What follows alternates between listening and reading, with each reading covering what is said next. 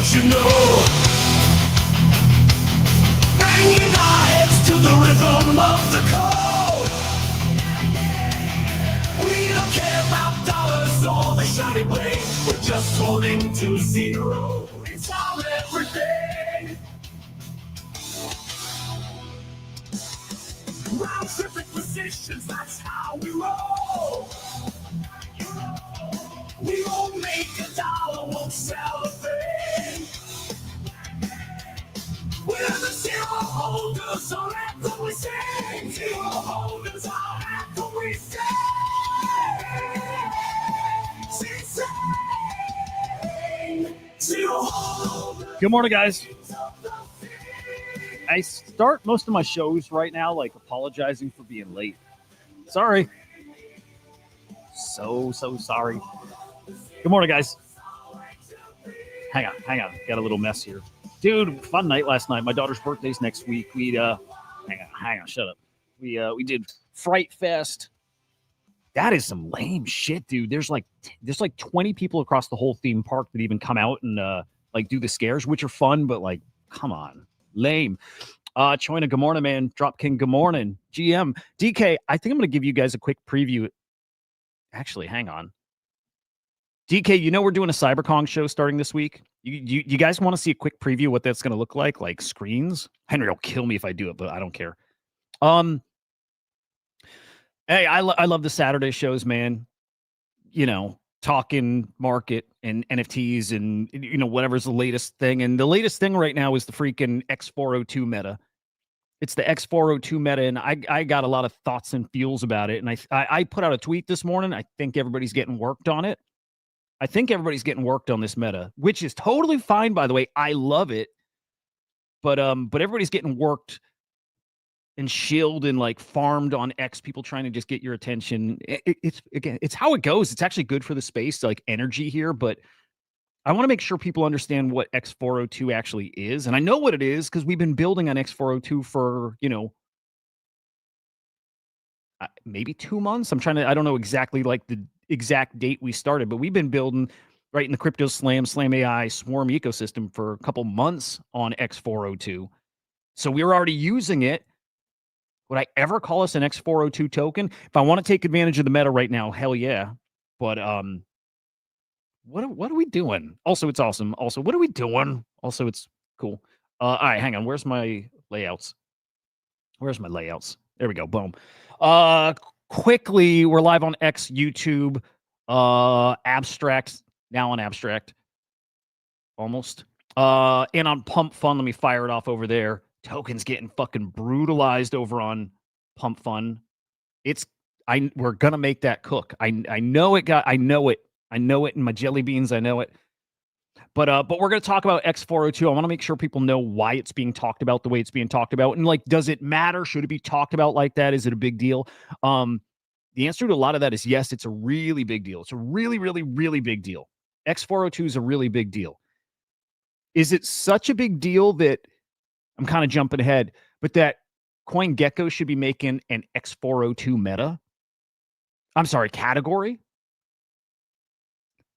This is what got me. The moment, CJ, good morning. The moment where I had to like step back and be like, wait, what are we doing? Like, what are we doing? Is when I saw that. And I'm just gonna, okay, if you are making a category for X402, then you probably need to make a category for credit cards, like any kind of token you can buy with a credit card. Kind of like, this is a kind of thing. You need to make a category for anybody who has an API. I don't understand this, and I'll say this too. Part of my thoughts about this maybe I don't understand X402. I'm telling you, I understand it. I do, but it's really weird. And so all of a sudden you got these, by the way, great projects here. I know a lot of these guys, like, they're great projects here that are all tokens pumping. I'm really happy for them. That's the best part of this, is we're getting some really big attention on some really great projects. But in theory, guys, in the short term, all the way to long term, you're going to see thousands of projects listed here because everybody's going to integrate X402. Everybody, especially agentic projects and AI projects, are going to they have to integrate 402. It's going to be the payment rails for AI. Finally, and that's why it's a big deal. All of a sudden, we have like the AI payment standard. It's not ACP. It's not Virtual's ACP. That thing is great and it's its own thing. And we realized it was going stable coins, not individual agent tokens, and they're going to just transact it somewhere somehow. Alizar, good morning. Mike Bennett, good morning. Good to see you guys. It's that big of a deal. Every AI project, platform, agent going to integrate X402. And then beyond that, I don't even think it has to be agentic. It can be anything. Every website, I think this is where I'm not totally sure. I think there's a human component where humans can transact over X402 as well. I believe that. It's a payment system, payment protocol that's over HTTP. That everything online is already there, basically. So it is a big deal. It's a real big deal. All meme coins suck. But look, Ping is the only one in this group I'm not familiar with. Santa I'm familiar with on virtuals, daydreams. Actually, some of these I'm not. Aura, yes. Karam is fucking awesome. Karam's coming on my show. I think on Wednesday is coming on my stream. Can't wait for that. Gloria's been on the show twice. Great guy, great product, all that stuff. But and I'm looking like 402. Yeah, they've incorporated X402. You can connect to the ecosystem. You can tap into, let's say, Gloria. Tap into their news feed. I'll show you Gloria. It's great. Big fan of them.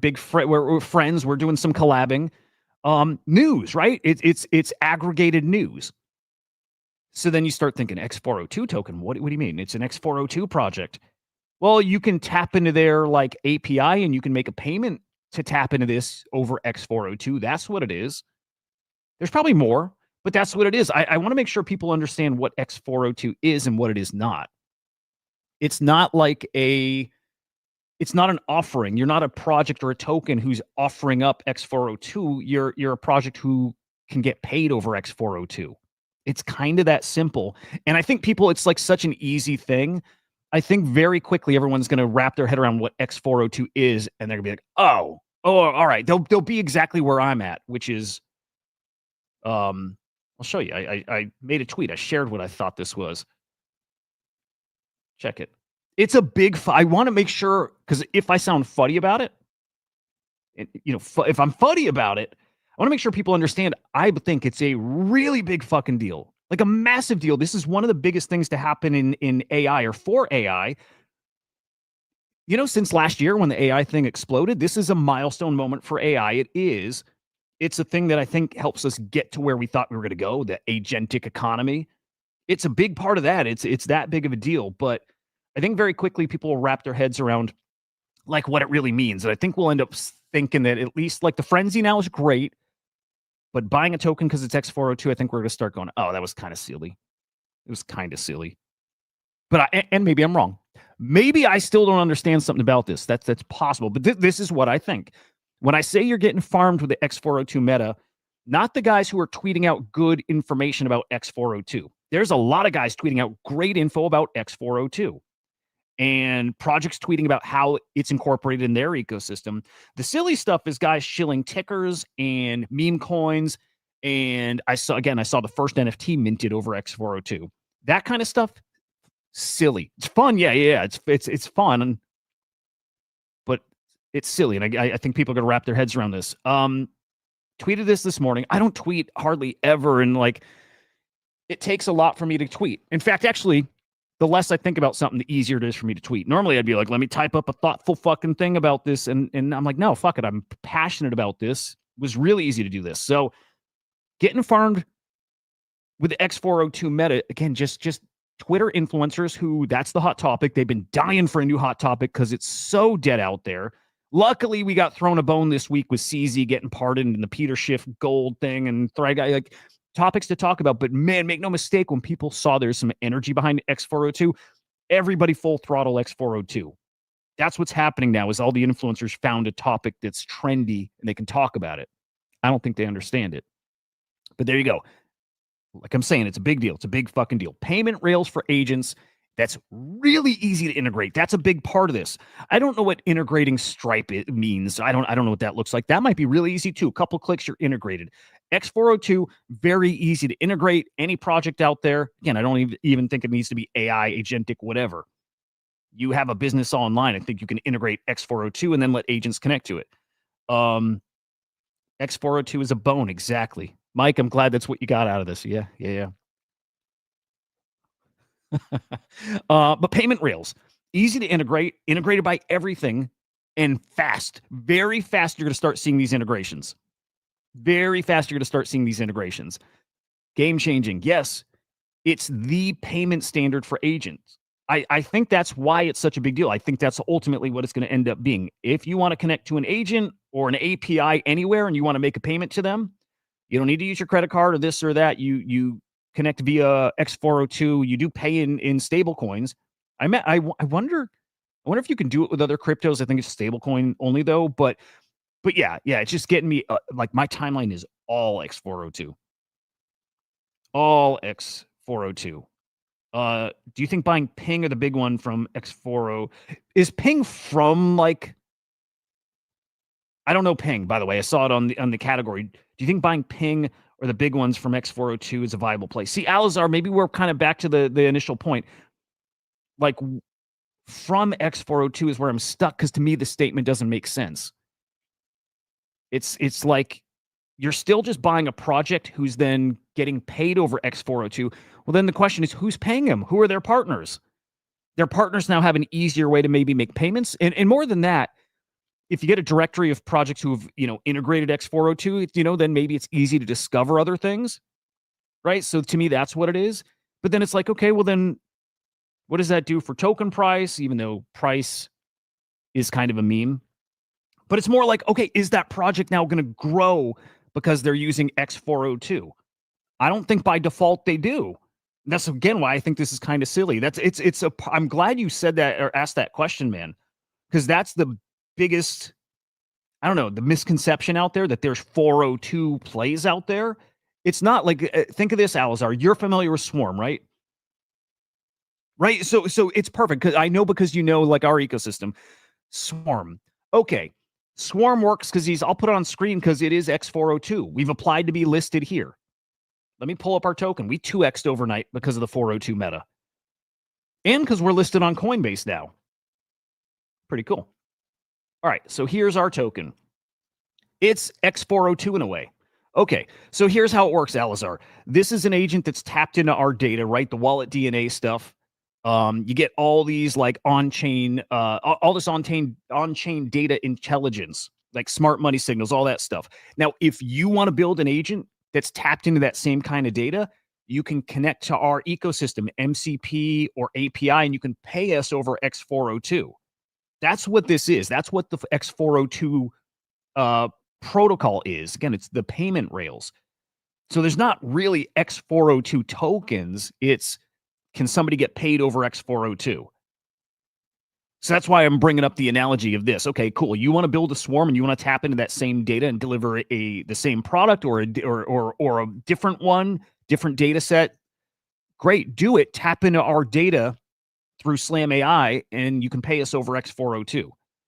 So that's really what it is, and that's what all these projects I believe are. I got to learn more about Karam because they're coming on the show. I got to understand more what they do, but we've partnered with them for a minute here. We've got all kinds of, this is what's happening on. People see it's an X402 project. I'm buying. They deserve it because they're builders and they're cooking and they're awesome. But people are like, oh, it's an X402 token. I'm like, bro, everything in the long run is going to be an X402 token because like the way we're talking about it, the way we describe it doesn't make sense. Like, and I'm using this analogy. I think I said it before. Would you buy, I'll throw out any random token. Well, let's go back to this list. Would you buy Bing if it showed up in a Stripe, or Ping? I'm sorry, Ping. Would you buy Ping if it was in a Stripe category? And would we say, hey, it's a Stripe token? Like, would we say that about any of them? It's a Stripe token. The Stripe meta's here. We're like, bro, isn't Stripe like, like a payment system? It's the same thing. I think that analogy is pretty firm. I do. I even, like, again, for me, it's so obvious that I went here Ooh, hang on, Big Will. Rare treat to get Big Will here. Crazy. Yes, dude. Yeah. Okay. Will, can you check me here, dude? So, like, again, I put out this tweet and I'm sitting here thinking, I can't quite understand why the talk is out there the way it is. Maybe I got something wrong, and I don't think I do. I don't think I got it wrong. I love the energy. I love the extra attention it's bringing on the space. It's perfect. This gets us, and us, I should say, AI, to that place we thought it was going to get to. There was the thought that agents would make up for what, 80% of on-chain volume? Well, this helps it get there. But again, this is like saying Stripe tokens. Stripe tokens. Like silly, also awesome. Anything that brings some energy here, great. But what I don't like, I love the projects tweeting about it. Projects who are building an integrated x402, fucking awesome. Pay attention to those guys. They're smart because they're doing it early still. The influencers on your timeline, and I'm talking the guys who don't know virtuals, don't know AI, don't know any of this stuff, and are like, x402 tokens are here. It's the new thing. They don't get it. They're farming you, man. They're fucking farming you. And so because of that, I think the x402 meta dies really quickly because all it takes is one conversation like this for it to click for people. That Stripe analogy, I think, is the one, right? As soon as you say it to somebody and they make it, make sense, well, instantly they're like, fuck, did I just top blast this token? Did I just buy something because I thought it was like a whole new kind of product? Again, in a way it is, but you know what I'm saying. But as soon as they realize it, it's like, oh shit, well, do I need to unwind that right now? What I really hope it does is gets people looking at what they bought and then dig into that project. Go dig into that project. Go look at any of those teams on that in that category. Like, well, what are they building? Are they actually building something's cool? And then can they use x402 to scale the thing? I think out of that list, I'll use the two I already mentioned. I think these guys can. I think Gloria can. If all of a sudden you can tap into the news feed and you can just make that easy payment over x402, fuck yeah. It's very possible. It's why I got to talk about it publicly. I used to be too afraid to put stuff out in case I don't know it. I used to, dude. I know. I used to not put stuff out because I'm like, well, what if I got a little something about that wrong? And now I'm like, fuck it. I'll put it out. You tell me if I'm wrong. I want to be wrong because I ultimately want to be right about it. What's up, Marty? I think it's going to be a really quick meta. That said, what you're going to see over on x402scan.com. Okay. Where you're going to see like chart up into the right, like extreme is here. It's here. The payments that are going over x402 is going to escalate and it's going to be fucking massive. Massive. A16Z put out a report and they said by 2030, we're going to see $30 trillion transacted over x402. They're right. That's kind of what's fueling this too.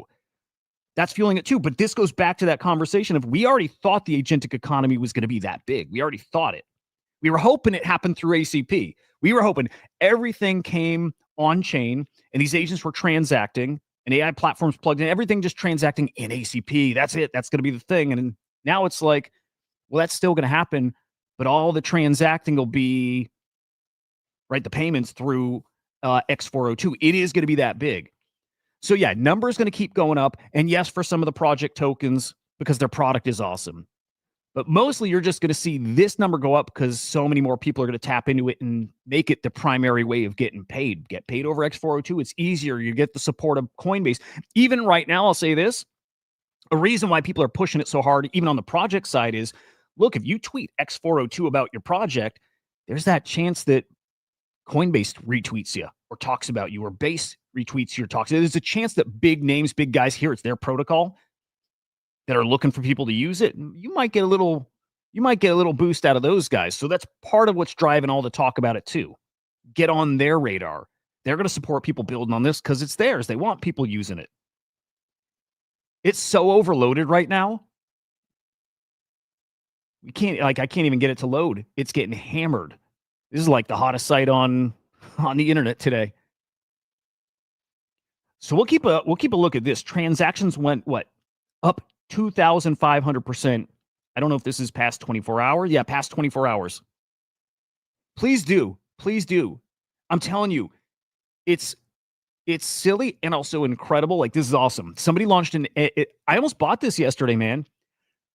Because I got caught up in it too for a minute. I did. X402 Cloud. First NFT collection on X402 protocol. I'm telling you, most people who don't understand this see that and like, oh my God, the first X402 NFT. It almost got me. After it sold out, I'm like, fuck, they're $40 on secondary. I can buy it on OpenSea. I'm like, dude, I think I'm going to buy it. It's the first X402 NFT. I almost bought it. I was sitting right there about to click buy, and I was thinking about it, right? I'm like, hang on. The NFT's on base.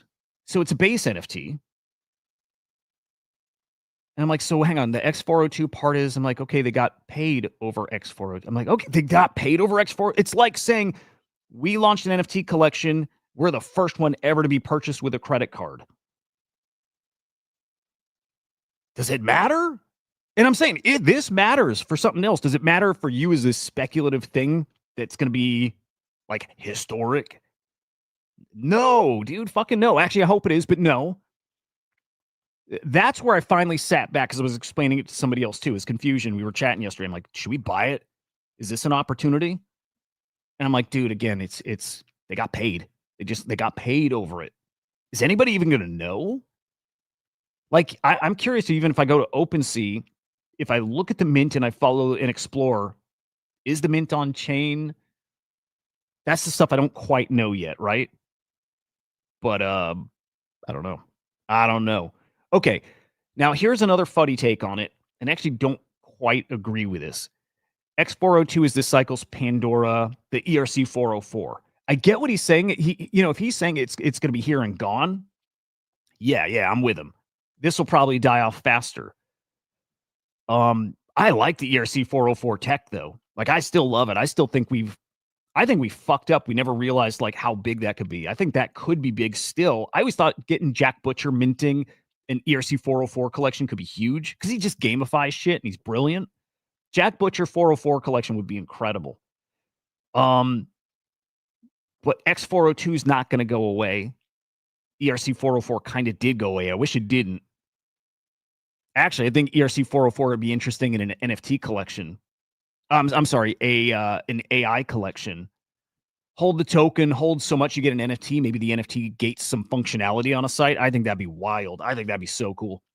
But X402 is, I think it's too big already. I think it never goes away because it's Coinbase. If it were anybody else who launched it, by the way, if it were anybody else other than Coinbase who did it, I'm not as sure it would be that big of a deal right now, even if the idea is great, because at that point, it's all about, well, how do you get people using it and how do you market it and that thing. Coinbase is a cheat code. If Coinbase wants this to be the thing, it's going to be the thing. It's that big. It's going to be that big. So this cycle's ERC 404.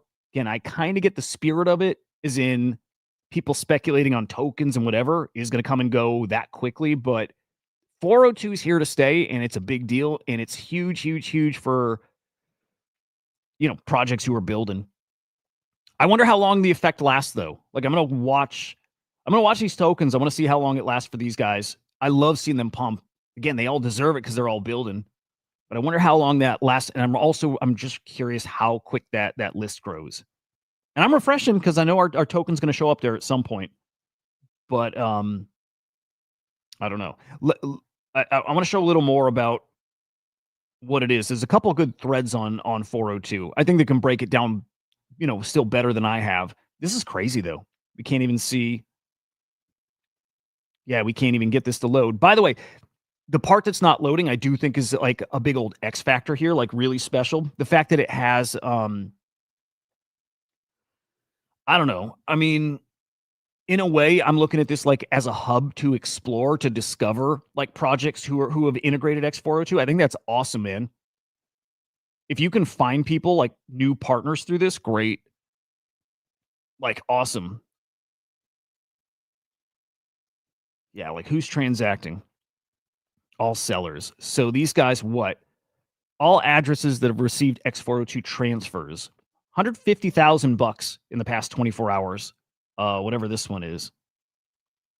Who else is on here? None of those names, by the way. Well, we see Pong here. I was going to say, I don't think any of these are those tokens that are pumping. I might be wrong, though. Maybe some of them are. I mean, for sure, Pong. Who else? Like, I'm just curious. Do we see Gloria on the list anywhere? Do we see Santa or any of them? Let's see. But again, it's going to be a great place to discover projects. And I hope they build out like a directory. Maybe they do. That's what it should, I hope, grow into. Maybe ecosystem. Oh, yeah. Okay, cool. Yeah. Okay, this is awesome. Okay, we need to apply to get on here too. A directory of projects, agents, services that you can connect with over X402. Awesome. So like I even misunderstood a little yesterday too. Had Bread from Billy Betts on the stream yesterday. I was like, does this replace APIs? It doesn't. It doesn't. Like I thought it did. I'm like, okay, can you transfer like data, kind of across it too? It's not that. You still need an API. It's just that the payment happens over X402. It's literally just the payment part. And when I say I'm not minimizing it again, it's a huge fucking deal. But it's a payment rail. All right, let me peek because Sammy put out a tweet on it. Jeff put out a tweet. Yeah, here we go. Let's line a couple of these up. I read dude. Yes, it came back. It was called 402 payment or something like that before, and it died. It was like resurrected here, renamed X402, and now with Coinbase's backing. Yeah, it already existed. It just nobody used it. But yeah, incredible that it's like literally on HTTP, so it's like accessible to kind of everything online. Yeah, here we go. These are the two threads. Come here, Jeff. Jeff's awesome. X402 in a nutshell. Here we go. Tokens under the X402 meta pumped 200 to 1,000% during the past week. Live since May. Created by the Coinbase developer platform. Adoption surged due to Google and Cloudflare further pushing the adoption of the standard. All the hype. Two sides to this. Meme coin trench side, AI agent side. This is the side that dies really fast. Maybe we get something that sticks out of it too. Like we got Fart Coin or Goat. Maybe we have something that comes out of it that sticks, a meme coin. I hope we do. This is the side that will never die. But again, does it mean token price goes up, or if it went up, stays up? Did it add value? If the projects make more money because integrating 402, then yeah. 402 registries. Reignites the meme coin hyped, dubbed HTTP native fair launch meta. It is interesting because you can now launch a token and do your sale. You could do like a pre-sale or whatever over 402, just like that NFT minted over 402. Dev drops URL. User instantly mints tokens via web request. Instantly get tokens on chains. So you pay with a stable coin. You get the tokens in your wallet. It is cool. So in theory, you can buy memes faster. Not necessarily trade them on chain, although I think you could do that too. But at that point, just trade them on chain. But like a pre-sale or something like that makes sense. Yeah, current focus on memes generated by X402 HTTP mints. Apparently, and I haven't seen these, by the way. I would like to find some, but we've got new launch pads that are launching meme coins, and you're paying over X402. I would play some of those just to get my hands on it. I just want to feel what it feels like. I don't know. AI agents, the hype for agents with X402 integrated and orchestrator that's plugged into the Web3 agent services. Yeah, that's it. That is what it all boils down to. For these projects who adopt it, accessibility and distribution. It's good. I hope this is that missing piece that we needed for agents. I'll tell you this, building in that space, and we meet every day with projects. Every day we're meeting with projects and looking for partnerships and finding deals and seeing how we can collab and work together. We've never had a problem with how do we get paid. We've never had a problem with that. The problem is, do you have money to pay? I don't think this fixes that. I don't think this fixes that at all. I don't, especially in virtual. It's kind of a bummer, but most of those teams in virtuals haven't really made money to work with it, or the money they have is their operational costs. They don't have any to spend right now. It's a lot of them. So like this doesn't help on that front either. Just means when we get to the part where we're getting paid, it's easier.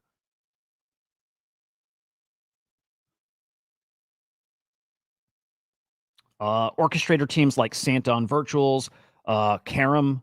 Is it Karam or Karam? I don't know. Again, coming on the show on Wednesday. Can't wait. I'm going to put a bigger focus on Creator Bids ecosystem too. They're like a Virtuals competitor. Virtuals, by the way, okay, I am talking Virtuals today. I know some of you guys don't love it, but today you should pay attention because Virtuals is, I think, about to go parabolic. And I've been really honest with you about Virtuals all along. Really hot at first, really died off. I wasn't sure they could come back this time. I think they've come back. I think the comeback is about to be here. I think it's really important to pay attention to the Virtuals ecosystem because of this. Dude, Will, I saw that, man. Congrats to you. That's really fucking cool. What's the name of that project? We might be launching on Creator Bid too, a little something else. Exactly, Will. Yeah. No, they're, what are they, 2.1 now, and maybe V3 is right around the corner now too. Their Creator Bid's going to, I think, give some serious competition. I think here's the tricky part, though. The thing that's so bullish about Virtuals right now, it is 402, but more bullish than that is the pivot to robotics. I shouldn't say pivot, but their new pillar, their robotics pillar. So that's part of what's driving some extra hype in Virtuals as well. Dark Pool. There we go. Good one. Okay. Dude, when they launch, dude, send them my way, please. I'd love to get them on the weekday show. But the robotics thing, here's the biggest thing. See if I can find these tweets. I need to find the tweets. I think the biggest thing for Virtuals right now is finally some engagement from base. They weren't getting it before, and I always thought that was kind of weird. Even though we had, like, trying to think the guy's title. We had somebody from the base team, like the head of like DPIN and maybe AI or something like that, who's in the Virtuals Partners Network somewhere. He's involved in the Virtuals ecosystem, kind of. You know, to what degree, I'm not sure, but his name is there, right? But we never had tweets from base. We never got Jesse tweets. Maybe here and there a reply or something, but we never got tweets from these guys. And now we fucking do. Now we do, dude. I'm gonna find this tweet. We got a tweet, not just like, okay, initially a reply, and then we got a tweet from Jesse. We got a tweet from Jesse about Virtuals. I think Virtuals is about to get a big spotlight put on them from base. Maybe from Coinbase. In fact, in a way, we kind of did. Hang on, I gotta show you, boys. I think I mentioned at the start, but this matters too. Actually, it matters and it doesn't. Hang on, I'm gonna argue both sides because it's what I do. Because I can't come up with firm positions.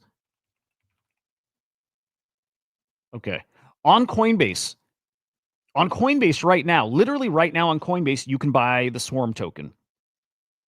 You can buy the Swarm token. We saw what? Last week, Virtuals got a Coinbase listing. Wait. I'm sorry. Robinhood listing. So forget that. Scratch that. This week on Virtuals, on Coinbase, you can buy the Swarm. And you can buy Billy Betts. And you can buy Santa. And you can buy Quant. And you can buy all those Virtuals agents tokens. You can buy them on Coinbase. Not in their little like decentralized wallet thing where you could before. No, right on Coinbase Direct, you can buy it here. And this kind of gets me even back. There's like a tie into 402. When everybody's on it, all of a sudden it's special. Don't get me wrong. It's special, but is it a little less special when everybody's on it? It's not that thing that it was impossible to get. Like the rarest thing in the world would be getting a Coinbase listing, right? Like if you get a Coinbase listing, like back in the days, you get a Binance listing, we'll see you at 500 mil, right? It's how it used to work. I think that's done. It's kind of done all of a sudden. Every Virtuals token is now on Coinbase. Just go there, search the token, you can buy it. So now we're back to, okay, if everything's there, you don't pump just because it's there. So then what's the product? Okay, now you got to go back and dig. Is that even a product that I would buy? Before I would have bought it because it got a Coinbase listing, I'm going to try to front run, the attention. Well, now if everything's there, that's kind of over. Same is going to happen to x402. Same exact thing with x402. Right now, there's a ton on it. Most people are seeing just these guys. Well, what happens when everybody's here too? Well, we're back to square one. It's back to, well, what are they building? Who are their partners? What are they doing? How are they going to make money? How are they going to make token price go up? So it's how it's going to play out. It's how it's going to play out. Let me peek at this tweet. I'm nervous to chat with these guys for whatever reason, because I haven't been plugged into the I haven't been plugged in the creator bit ecosystem long enough. So we partnered with them. I don't know what our partnership is. I think maybe they're incorporating our data in their ecosystem, I think is how it's going. What are they doing with 402? X402. Hang on, they tweet shit. Yeah, okay, that was back in September. X402 now integrated into Karam. I'll call them Karam, it sounds better. Providing their agents and users with access to the X402 bazaar. Yeah, I really got to wrap my head around what they're cooking. Probably would help going into an interview, knowing what the fuck they do. Probably helps. Okay, I want to find the Jesse tweet because it matters. It really matters.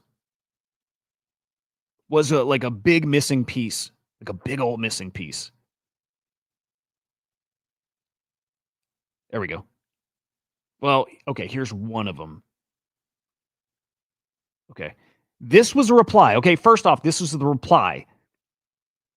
So Virtuals tweeted X402 agents on Coinbase. Again, that kind of ties into what I'm saying where it's silly narrative, but use the narrative if you're a builder. Good. If that brings attention to a good, a great platform, yay, I'm rooting for that. Jesse replied. Nice reply. Kind of acknowledging he hasn't given the Virtuals ecosystem much love, right? Virtuals is one of the most important ecosystems in Base. He's wrong. I'll tell you this, he's wrong there. He's wrong there. It's the most important ecosystem in Base. It is. It's the most important. You know, maybe it's Farcaster. You could argue that. You could argue it's no. It's Virtuals. Virtuals is the first organic community in Base. I've explored Base for a long time. All you guys too.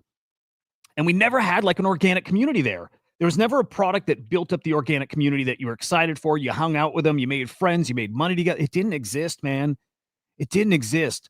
And then Virtuals comes along, and all of a sudden you had not just people who are there as casuals and part-timers like flipping, making some money and then out, right? You didn't have mercenaries. You had a real fucking community of thousands of people who came there and stayed there.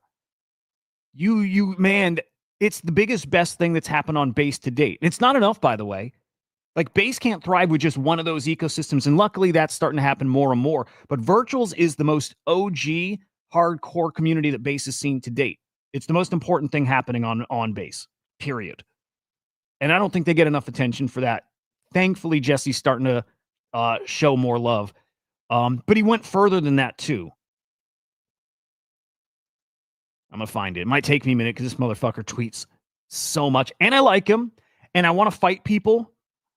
I want to fight people and debate over Jesse's whole like tokenize everything content coins and people saying it's bullshit. I'm on Jesse's side on it. While I think it's bullshit, I'm actually on his side. Maybe today's the day for that argument too. But I'm on his side. I'm with him. Tokenize everything. And it's all bullshit. And I think it's kind of dangerous the way he does it. Kind of. Because you want to be the normie chain and you bring normies in and they see you tweeting them and they're probably going to chase and buy it and they get wrecked every single time. And I also think it's the right thing to be doing. All right, let me find his, I'll come back to that. I want to find his Virtuals tweet. Did that come from Base? That might have come from Base.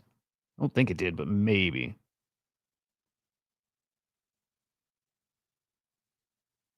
All right, fuck. Might be, you know what? Let's keep that. We'll talk about the Base token. Man, if nothing else, if you still don't love the AI stuff and you don't love Virtuals and whatever, but if you love money,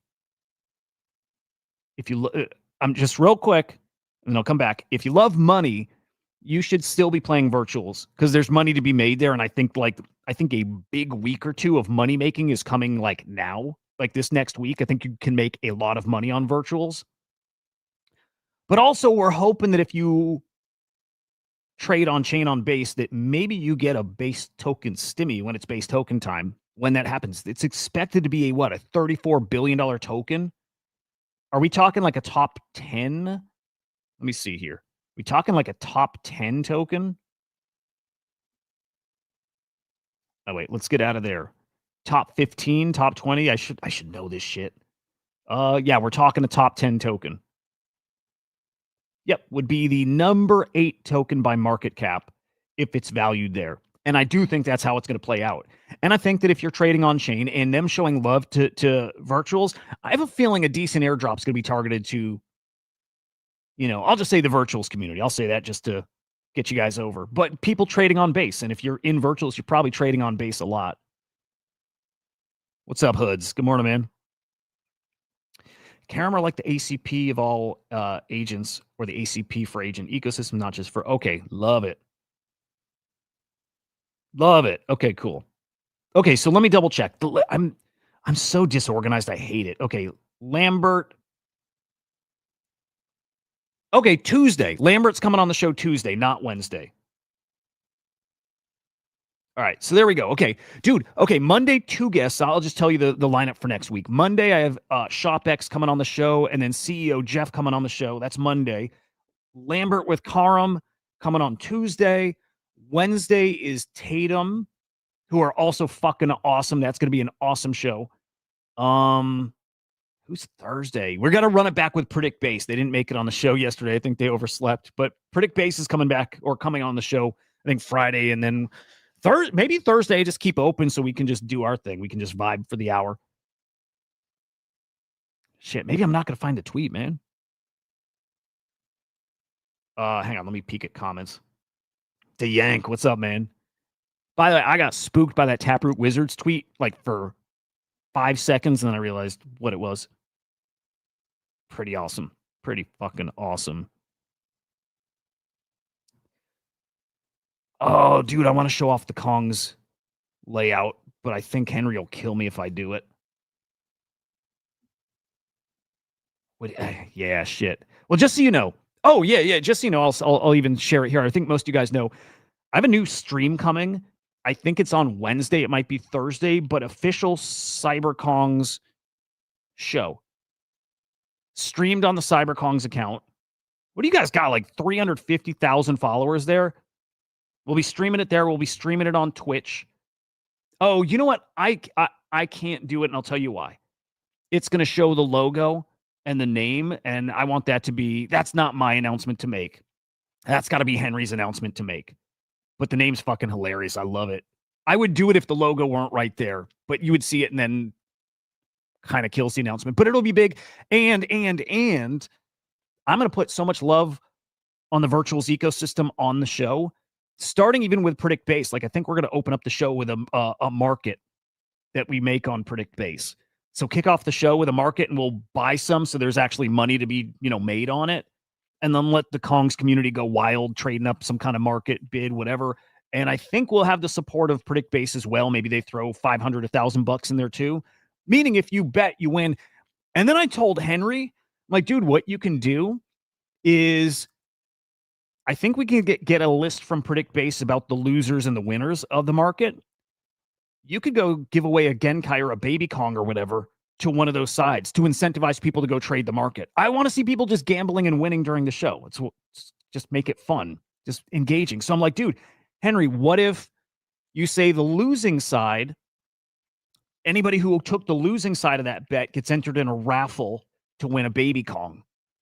Well, all of a sudden, man, you got buy pressure on the bad option, the worse odds. So then you trade the correct side of it to make more money then on the bet when it settles, right? In theory, you make more money.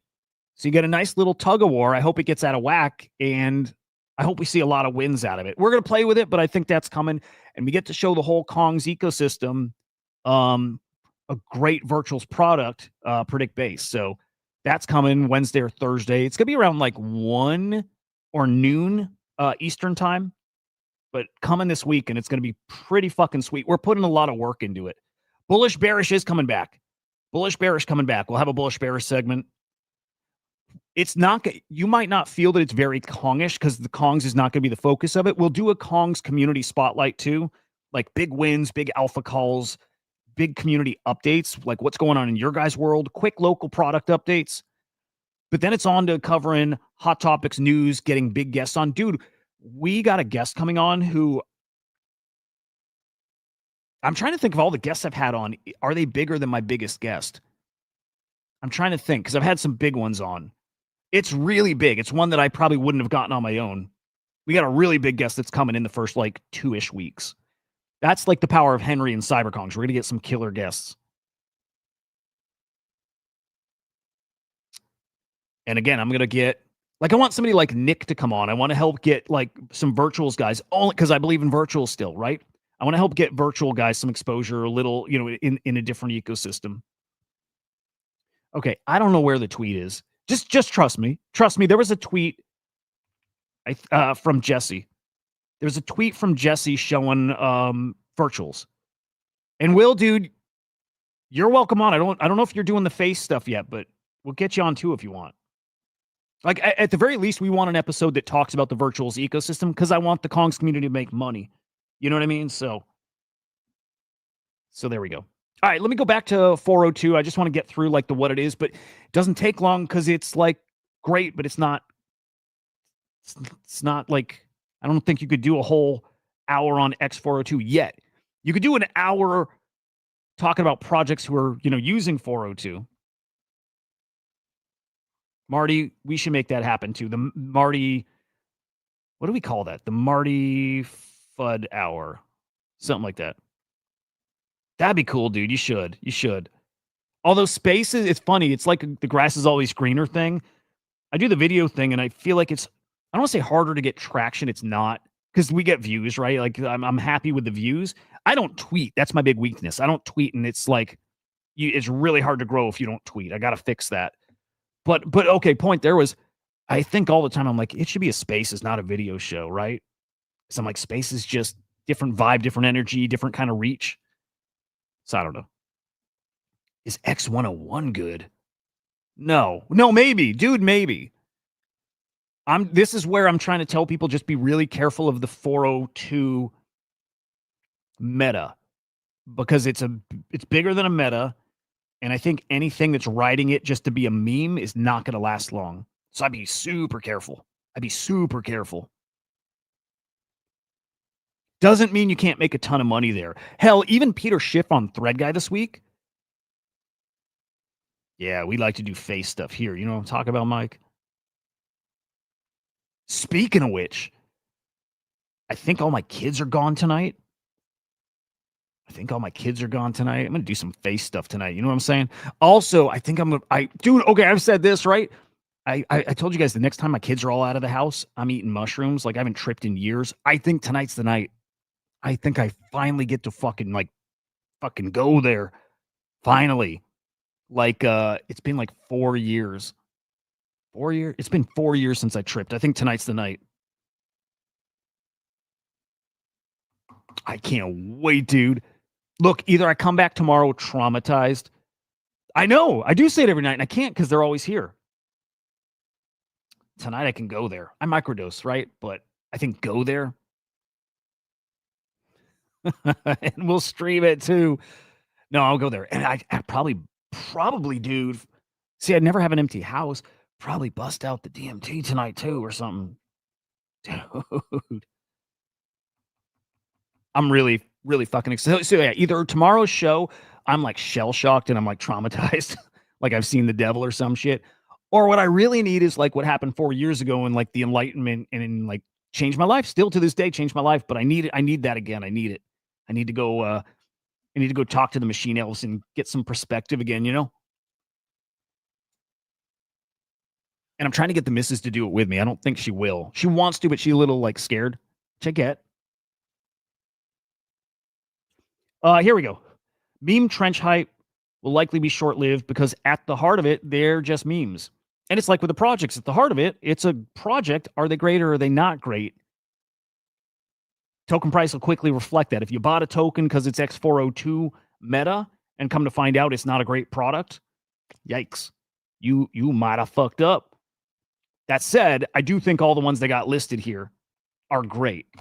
So you can't go wrong buying into these because the team's products are great. Like they're all there. These guys are all there. I believe that. Some of the, I don't know these guys. I maybe should. But I know Santa's great. I know Aura's great. I know Gloria's great. Meridian's great. Karam, great. I know that. Dead told us a story. He hasn't done DMT since meeting the devil there. Like Dead had a like legit trauma experience in the DMT realm, man.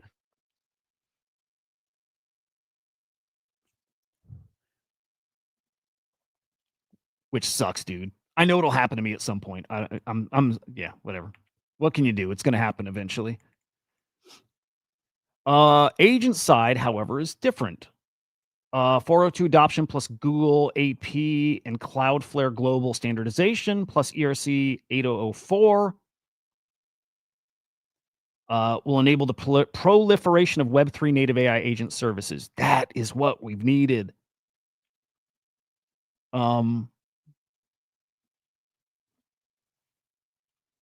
We've needed it. I still think we got like a marketing problem. Because we have all these teams, again, like I said before, we have these teams who want to connect, but a lot of them just don't have the money to spend to like make the whole ecosystem work. I don't know if we have that yet. Maybe we do. The big boys do. I don't know. Maybe it is the missing piece. But then again, we've had MCPs, out there in these APIs, and then you could just pay with a credit card. So we've had that. In a way, you could already do this stuff. Again, this just makes it so much easier. But yeah, if services quality is low, people flock to higher quality ones. You'll see that for sure. Only quality agents plus better distribution equals better revenue opportunity. Boom. Yeah. So the 402 meta will be quick, which is good. Let's get back to focusing on the people building, because that is all that matters.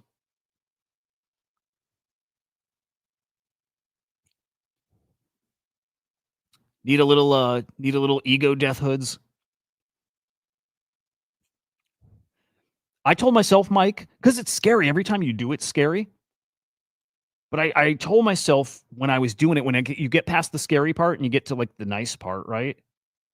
So I remember telling myself, hey, every time you want to do it and you're too scared, just tell yourself, try to remember this moment where you're like, I was talking to myself, like, it's every time you want to do it, do it. It's worth it. It's a good place to be. And it's not scary when you get to the other side, unless you meet the darkness. Syfy gonna be big. November's the month. Would never fade Mufasa, by the way. He's been on that train for a minute, and he's very good. He's very good. He's right. That token you will see, I guarantee, just because he's saying it, you will see that token cook here. What are they at right now?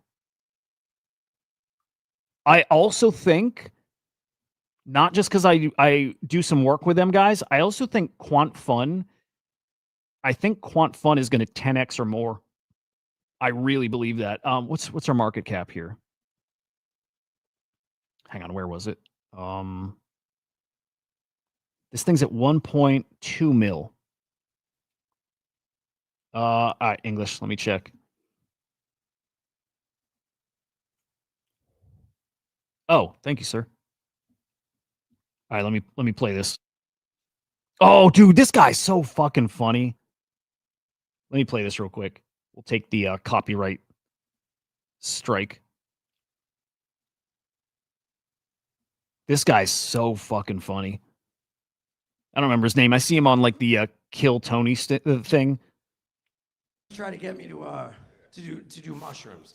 Not do mushrooms. They try to get me to microdose. I'm like, micro what? They're like, dude, okay, so you just do a little bit of mushrooms and it helps you concentrate later in the day at your job. And I'm like, what the fuck has happened to us?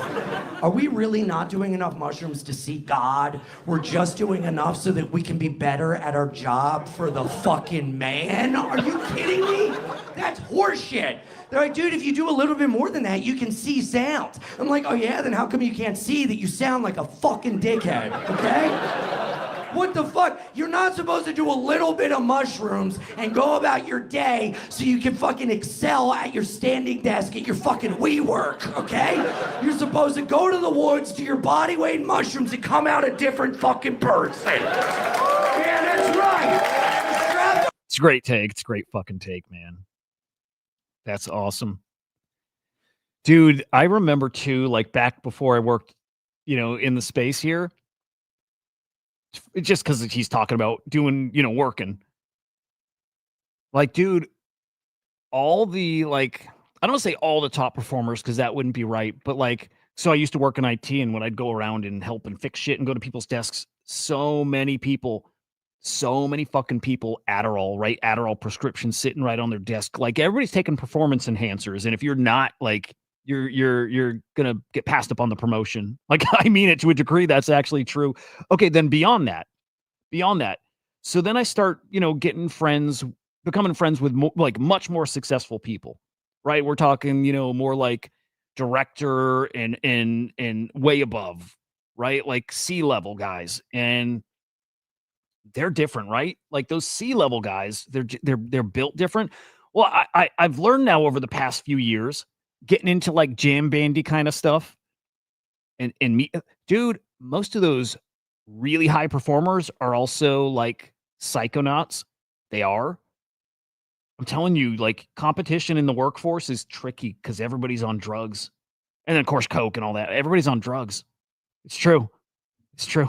It is true. What's up, Gravity? Yeah, boy.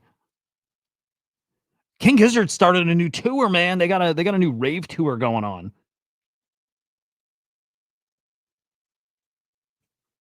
All right, let me see if we got anything else 402.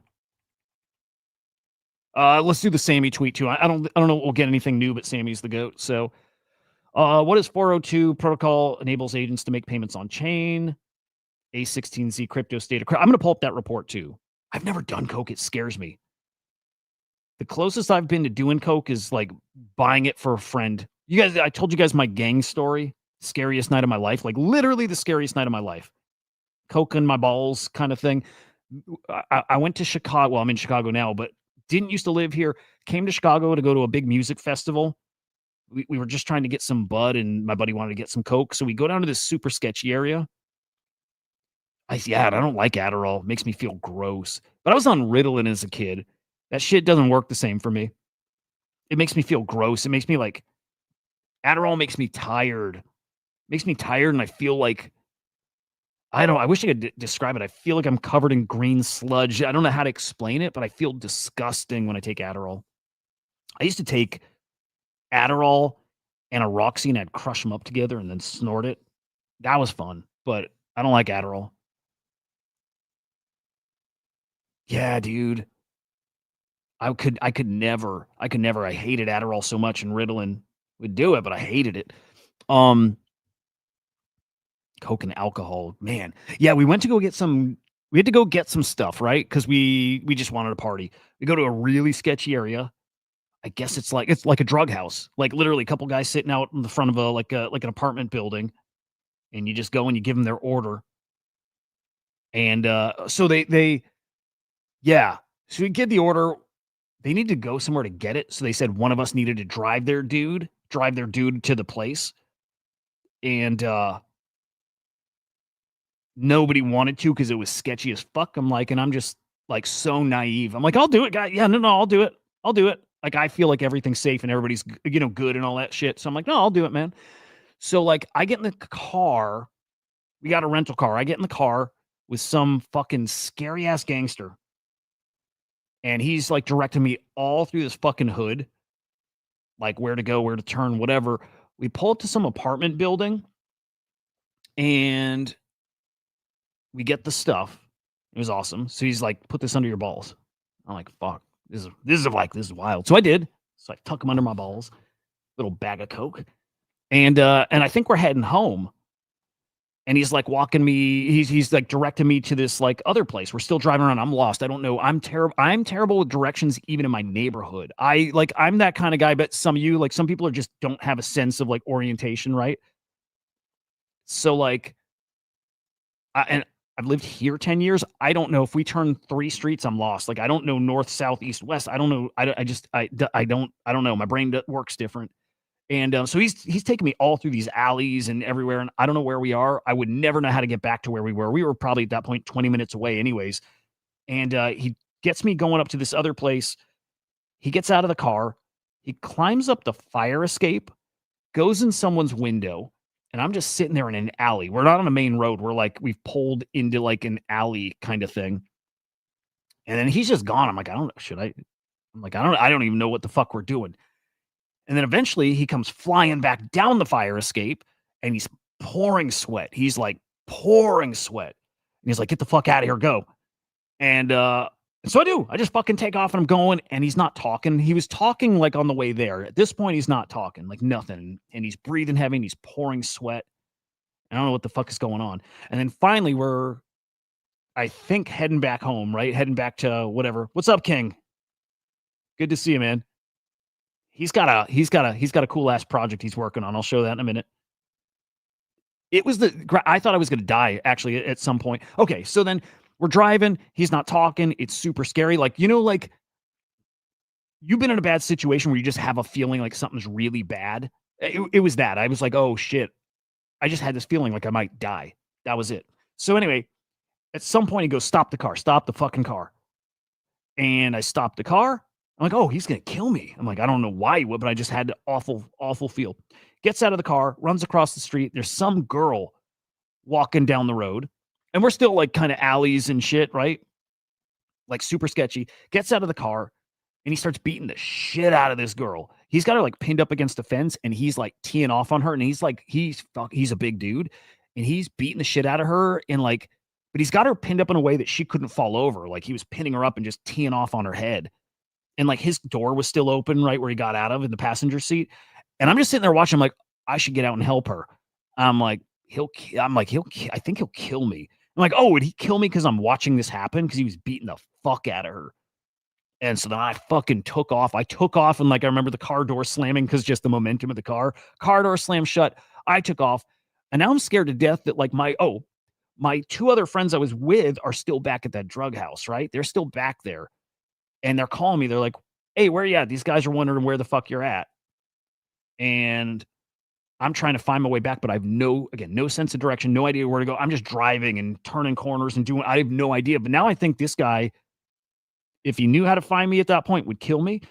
And I'm like, now I'm worried about my buddies who are back with those other guys who are now starting to get spooked. All the while, they're like, there's a car sitting across the street that's watching us. And I don't know if it was like police or some like, I don't know how this shit works. The drug overlord that's watching the deal go down. I don't fucking know. But I'm just driving, trying to find my way back. Somehow I find my way onto the fucking highway. So now I'm like extra lost because I don't even know where I'd go to get back in the area we were at. I have no fucking clue. Actually, I think I believe in God because of this story in the end. It's like an hour in. None of this is an exaggeration, by the way. You guys see sometimes my friend Mark that comes in the chat. He's my best bud. It was there with him. None of them would come with me on this drive, by the way. It was just me alone with the gangster dude. But Mark and our other friend Chris were still there at the house, and the guys there are pressing on him on where the fuck are we? I don't know if they even knew I ditched the guy, and so I got scared that they were like the other guy would call them and tell them that I left him while my buddies are sitting there, and these guys are like, they're scary fucking dudes. Anyway, long story short, I'm driving around on the highway, no idea where to go, and then I'm looking, and my phone's dead. So suddenly, after they're calling, like, where the fuck are you, dude? This is like, they were telling me they were scared. Phone dies. I'm like, dude, I didn't even know what to do. I have no idea how to get back. I can't even figure out directions. Nobody can give me anything. I was actually thinking of next cop I see is like pull over and ask for help while I got coke on my balls. But that's all I had. That's the only thing I had left. And then I have no fucking idea how, because I didn't even recognize landmarks, buildings, nothing. No, I didn't recognize anything. I somehow found my way back there. I have no fucking idea how. Doesn't make sense. I have no idea. But somehow found my way back. And as soon as I was pulling up, like I could see them, like as I'm getting up there. And all I could think to do is like pull up there fast enough, but stop so they can like come fly in the car and get the fuck out of here. And it's exactly how it played out. Like saw them, came right up to them. They ran in the car and we fucking floored it out of there. Kind of the end of the story. Kind of, mostly the end of the story. So then afterwards, this is basically the end. We get back to my buddy's apartment, Mark. The coke was his. He's having fun. He takes it, does whatever. I'm just sitting there, can't believe we're alive and all. And I can't even believe that happened. They had his phone number somehow. One of the guys go, from when they were trying to call me, I think that's how it worked. So then the rest of the night, my buddies prank call that phone number. That was it. I'm like, this is fucking stupid, because in reality, I think they were only like 5 minutes around the corner or something like that. I don't know. And maybe my perspective's all fucking off, but end of the story. Wildest night of my life, like easily, because I thought I was going to die. I was like, it was like a coin flip.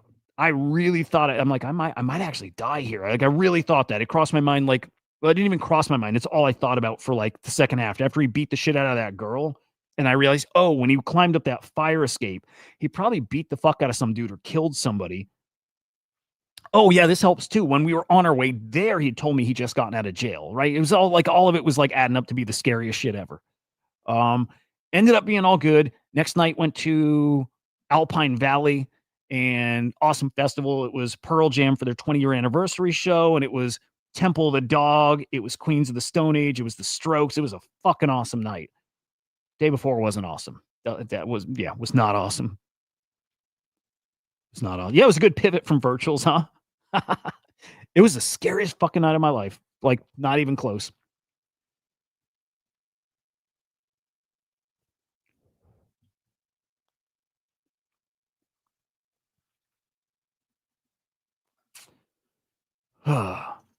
Yeah, I can't believe that happened. It was funny too. While I was out there, I got a call from my wife that she was pregnant too. So it was like everything I did was like stupid. But that's like being naive white guy. You know? That's it. That's the only story. That's the only story I have in my whole life. I got a lot of pee stories. I could tell you those stories.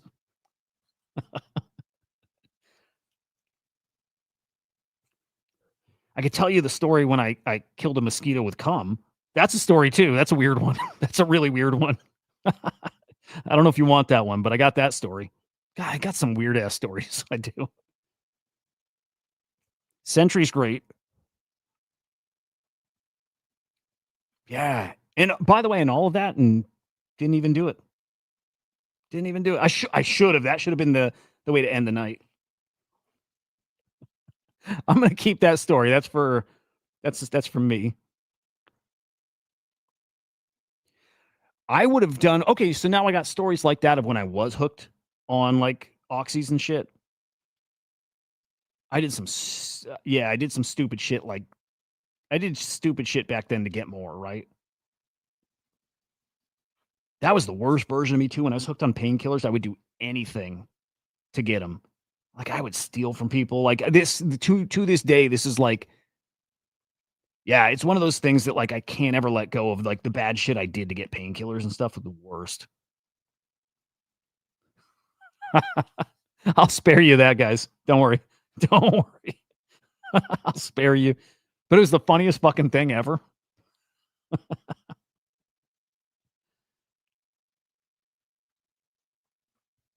It probably did, dude. It had to have. It had to have. And I was sweating, dude. Had to have. It's in like a little, saran wrap thingy. Dad, I'll tell you later. We'll DM you. I'm gonna spare the people because it's fucking ridiculous. It's ridiculous.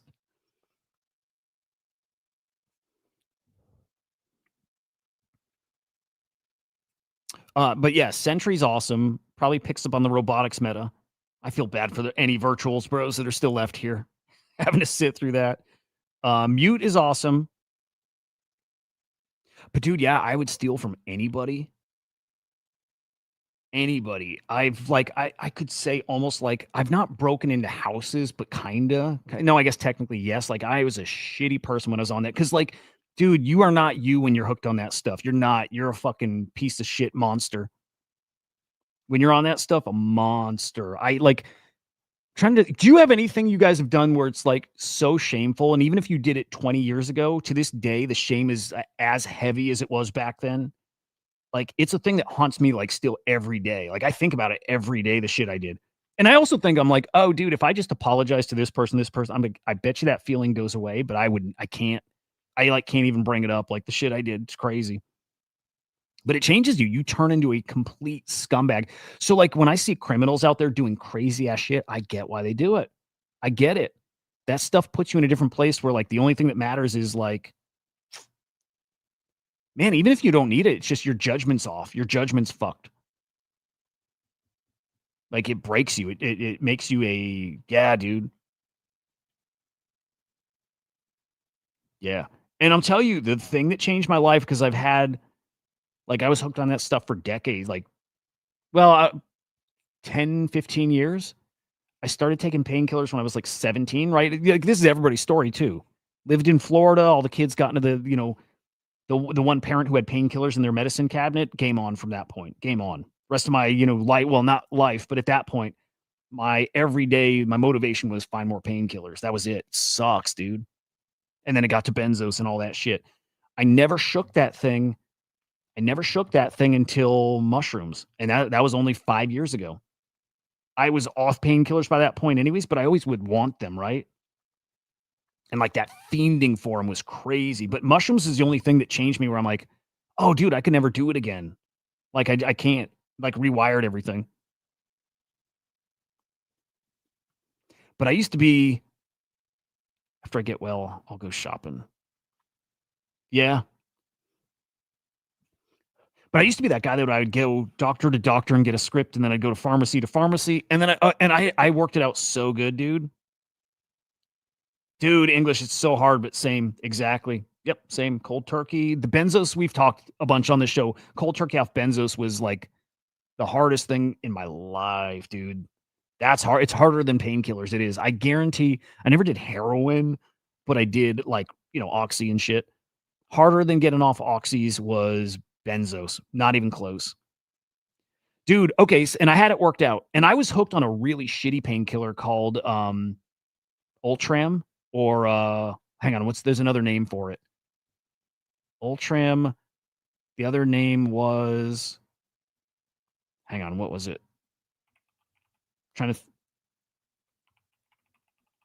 Tramadol.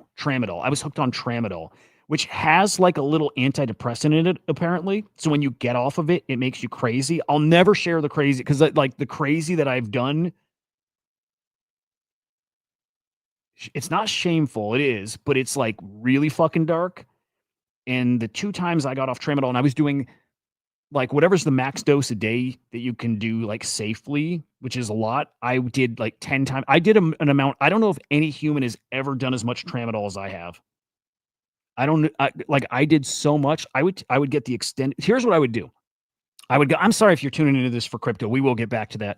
I would go doctor to doctor to get Tramadol, and I would get like the normal ones, like a 50 milligram, and then go to another doctor and get that. But then I would then go back to my doctor and be like, it's not working. By the way, the doctor the whole time saying they're non-addictive, and you know, it's like, so the doctor didn't know or didn't care. The main doctor lady, and she was so sweet, but I was like taking advantage. But I would go, the 50 milligrams not working. Like, it's just not, like, it doesn't take the edge off. And I had gotten in a car accident, and I used that as an excuse to get it. Like, I was in no pain, but I'm like, oh, my back is so fucked up from the accident still, years later still. So I'd get the 50 milligrams, say it didn't work, so then get the 100, and I'd be like, that doesn't work either, or it works for a few hours and then it doesn't. And again, I'm just working her.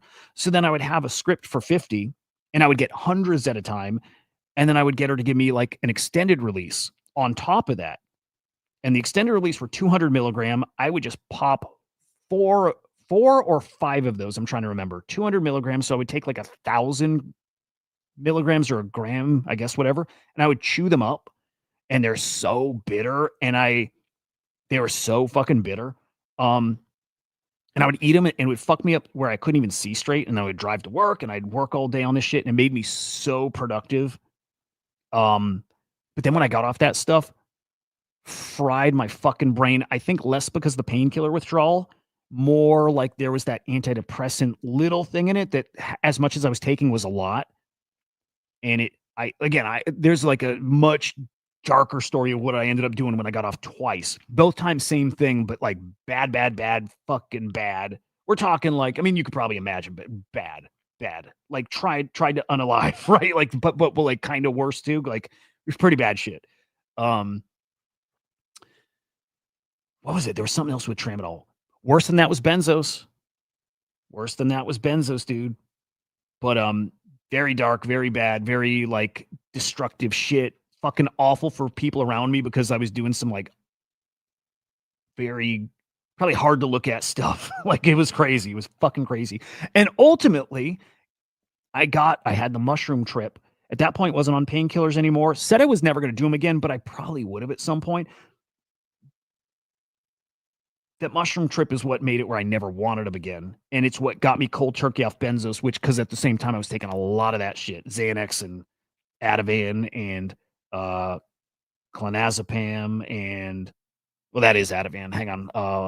Clonopins, Valium, all of it, tons. I took at one point 50 Valiums at once. Like I take a lot, and it wouldn't even put me to sleep. I would drink with it too, like crazy, dude. Dude, that was a year of withdrawals. That was a year of not just like, that was like a month at least of like hallucinating with withdrawals. Hallucinate. Klonopin and Ativan different. Clonazepam and Ativan are the same. I think like Ativan or clonazepam is like the generic of it. Oh, no, I'm sorry. Lorazepam. Lorazepam is the generic Ativan, or other way around. That's what it is.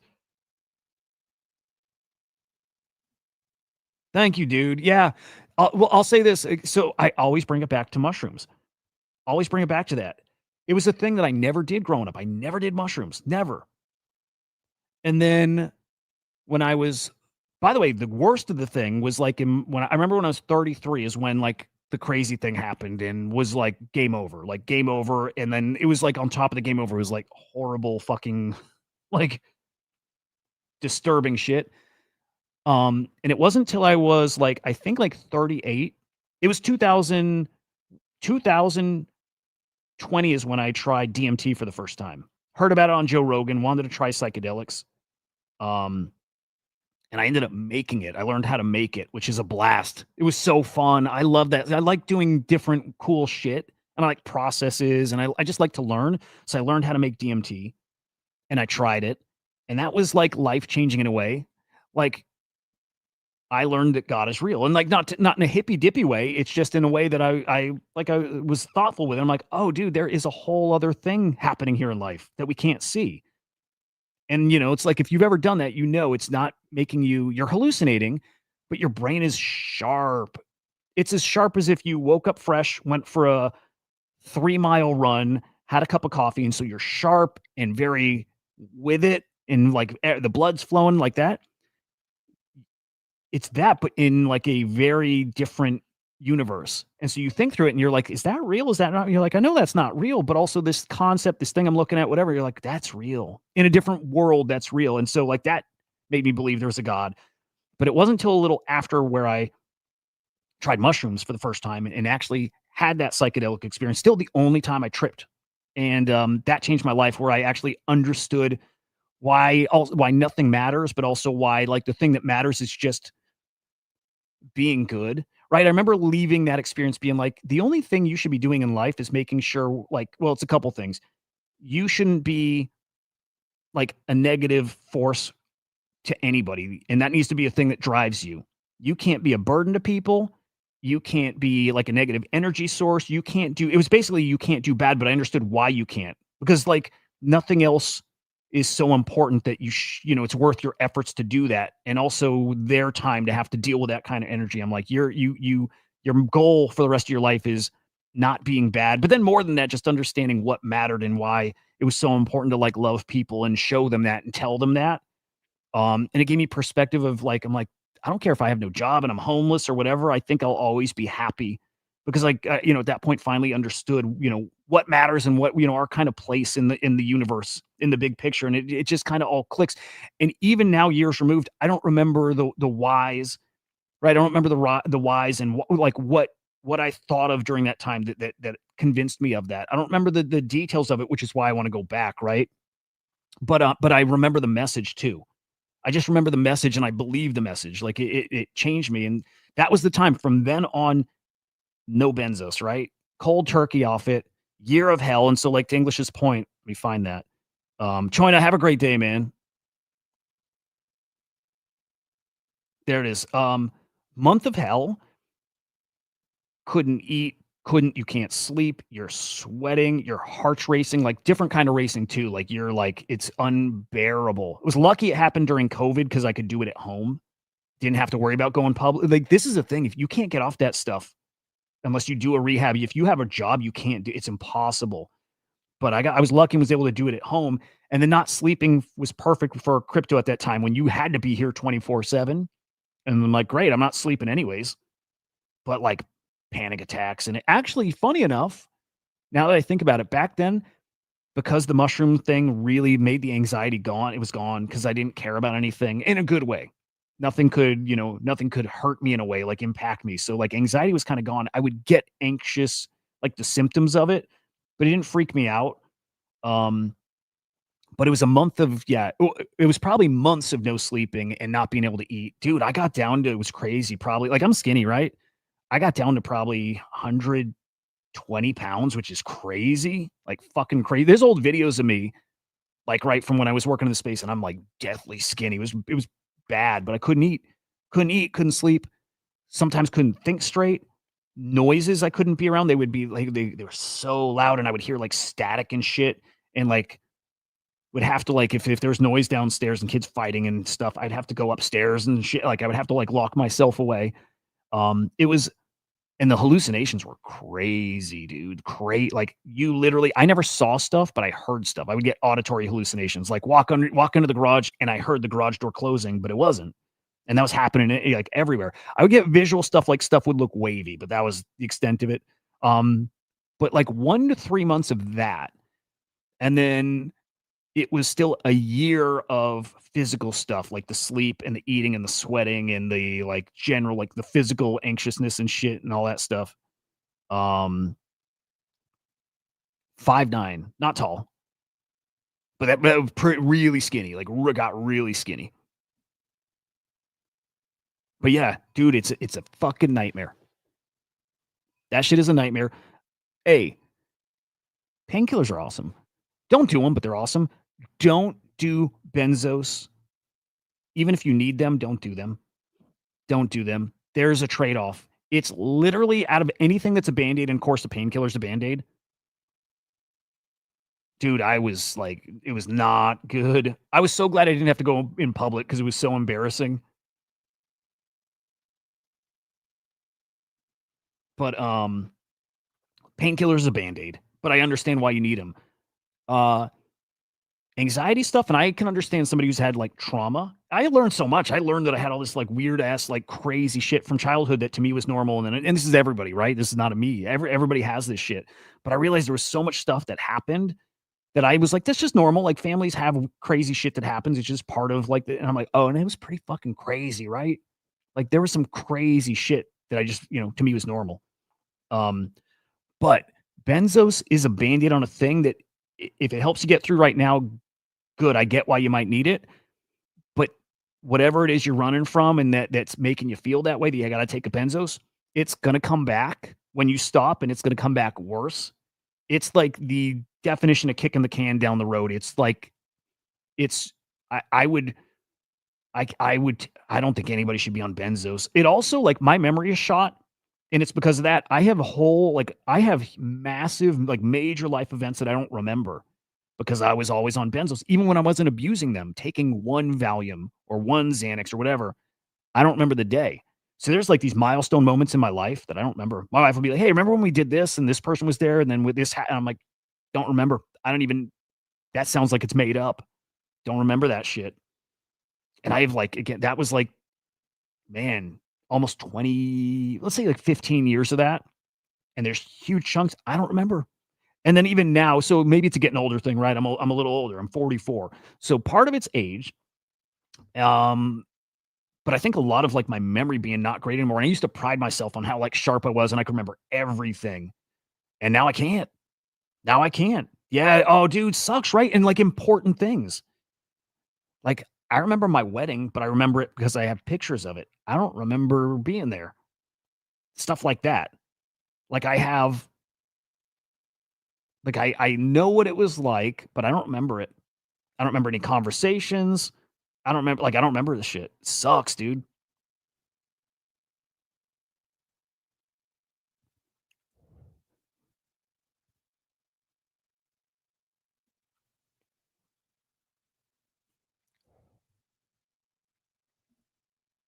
What? Is that real, Mike? Yeah, I get where they're needed to. And look, I even get it if you can't fight through the thing and you have to go to your job and you can't function without it, like I get why people would have to do it. Have to. Like some people would have to. And especially cuz I've been in patient places before years ago, and there were people there who different kind of trauma, like they witnessed murder. I'm sure some of them like their family was like murdered in front of them. I'm like, I get where that's a thing you have to be medicated to get through, to like buy you time to work through it. I get that kind of shit. But anybody else who's taking it because they're just generally anxious, and I always have been, right? Like social anxiety is like off the charts for me always. After after the mushroom thing, gone for years. It's kind of back now, but I would never, I could not go back to that. Hey, Cardno, dude, good to see you, man. Rare fucking treat getting you here.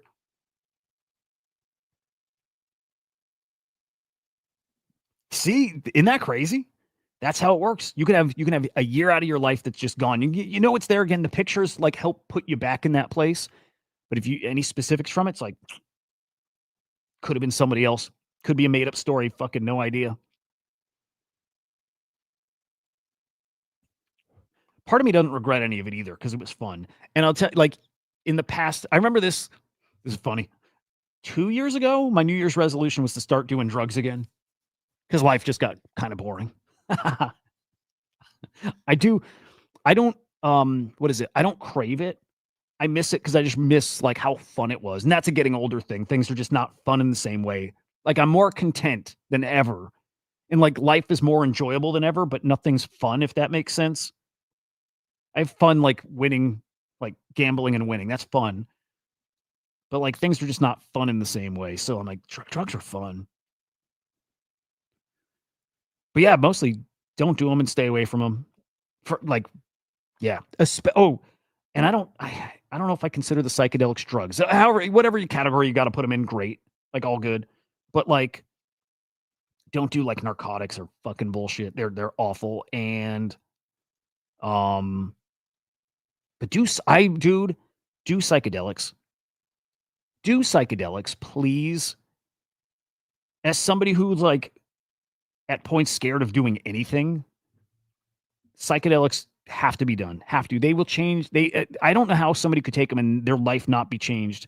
I get if you have a bad trip, it could be changed for the worse, but also you still will see something that's real, like really real, that you probably wouldn't have known is that real until you do psychedelics. They do show you that like life is not this like weird fucking construct, I guess, whatever. Like our normal thing, our go to your job and after hours time with the family, go to the grocery, like whatever that is like the most fake weirdo ass thing. It's so bizarre. You'll emerge from that and be like, that's so bizarre we do this.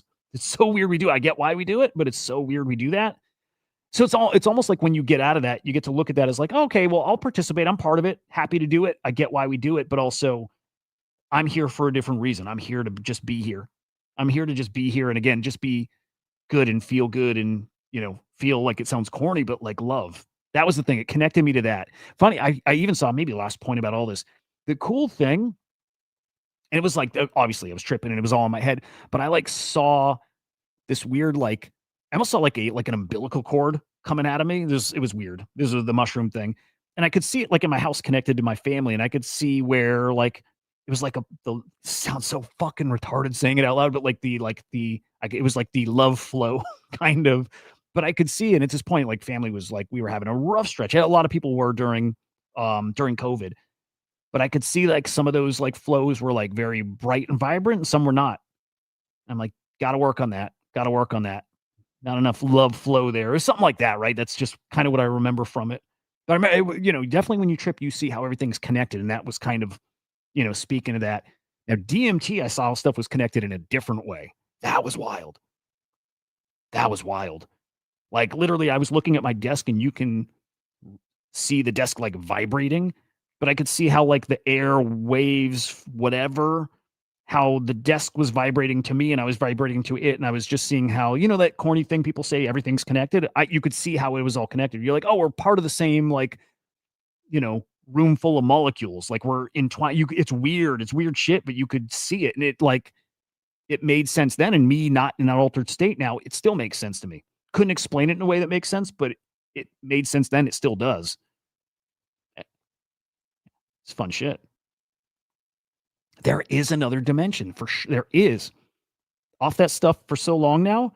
And there is. I know there is. I'm convinced of it. I know it's not even, I just know. It's like my default is there is a whole other dimension, probably many. I don't know what that means, but there is a whole other reality taking place in the same room as you right now, and you can't see it.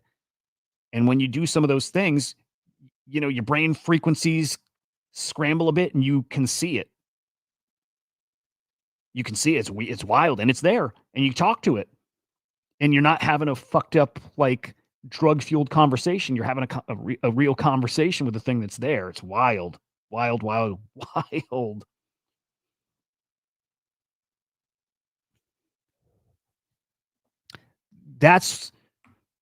It's a great place to be, Cardno. I still say like that feeling, that post-workout clarity and feel is how your brain works when you do DMT. That the room you're in is gone. You're in another dimension. You're seeing building structures, beings, but with your brain as sharp as that, but also with a coffee, like it's very sharp. It's like your brain operating at 100% without feeling your body, being aware of it, but you're somewhere else and you think very analytically about what you're seeing. You're like, so this is really a thing, huh? And no part of it is just wandering thoughts. It's all very much you and very concentrated. It's wild. It's wild. Been there, Mike. I love it. I love it. Never done LSD. I got a tab somewhere and I've never done it, but I have nitrous and it is phenomenal with all that shit. Nitrous. So nitrous is interesting too, because you do go somewhere a little bit. It shuts off your body and you're left with your brain and you get to think very sharply too, right? It's like your brain also 100%. But if you do them together, DMT with nitrous or whatever with nitrous, man, it makes it, I mean, it amplifies it. And then also it makes it like last longer, at least like the nitrous element. It things escalate quickly. I like nitrous a lot. Haven't done that in years either, but I got it. Like I just never do it. I used to, I don't know why today's show turned more into this. Well, whatever, it's fun. So when I would make DMT, I'd have to wait till the kids go to bed. It's when they were younger. Then I would go out in the garage and I looked like fucking Walter White, mask, fucking my burner, my electric burner, all my chemicals and shit. And I would just have my, hour or two to cook and then process it and whatever. And then we'd go to bed at like 3 a.m. and then wake up at like 5 to go get all my sweet crystals. And man, it was.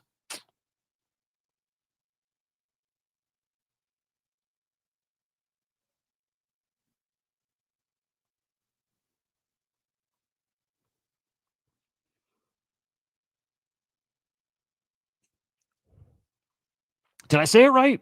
Like that is it, right?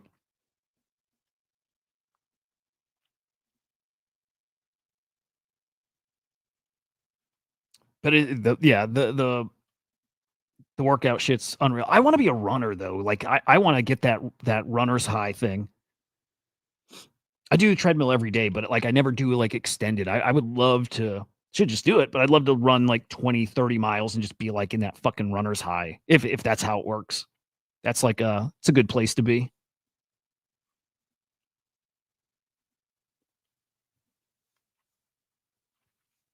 You know what's stupid? That we always like talk ourselves into a thing. Like the process, like the worst part of like, the part where you're like fighting with yourself to do a thing. That's always the hardest part. It's like as soon as you start doing it, it's easy.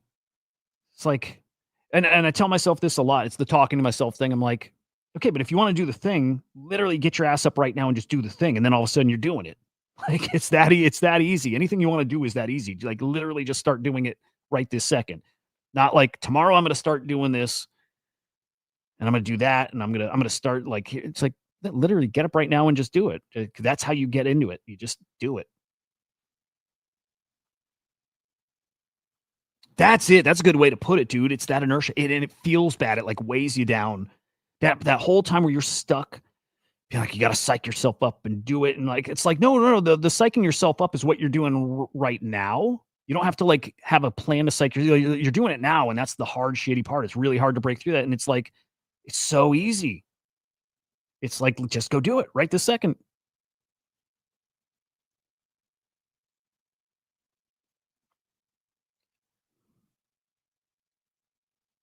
Oh, wow. I've seen some of the YouTube like tutorials on shit. I even found some DMT ones recently. Funny enough, I've got the bark still from years ago sitting around. I could make some. It's very easy. People would be shocked how easy it is. It doesn't take much. The hardest part is getting that bark, because you used to be able to buy it on eBay. It was just under like a coded word. If you search purple dye, you would find it on eBay. So I would just buy it on eBay. Everything else you can get at the local grocery store, and it's like 3 things, and it doesn't take much time and effort and all that stuff. Are we going to do a DMT POAP?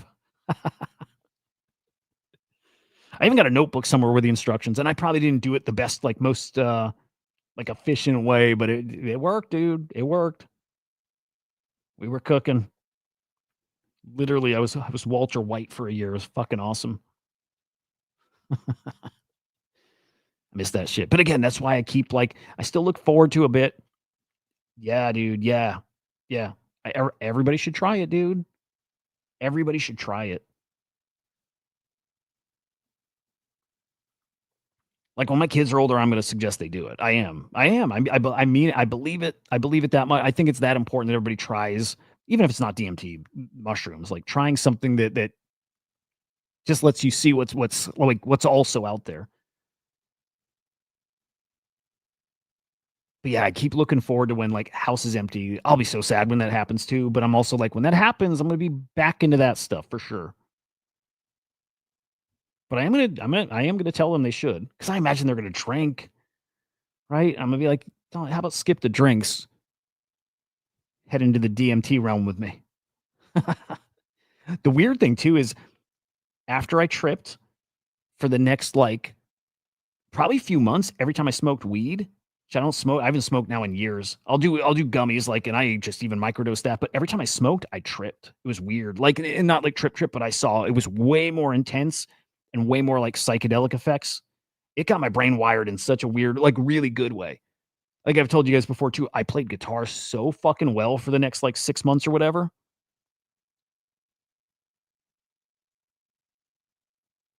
Like I could draw after I tripped. I could draw. Like I could draw really well. I could draw well. I could play my guitar like better than ever. Just like I could do everything at that point. It's not like some weirdo like psychedelic like just talk, like physically could do those things.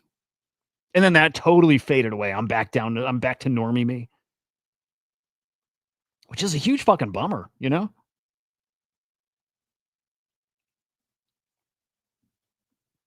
Yeah, I like that stuff all like therapeutically.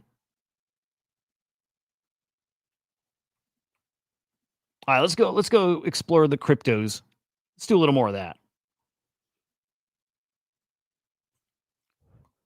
Is the 402 meta over? I hope it's over, dude.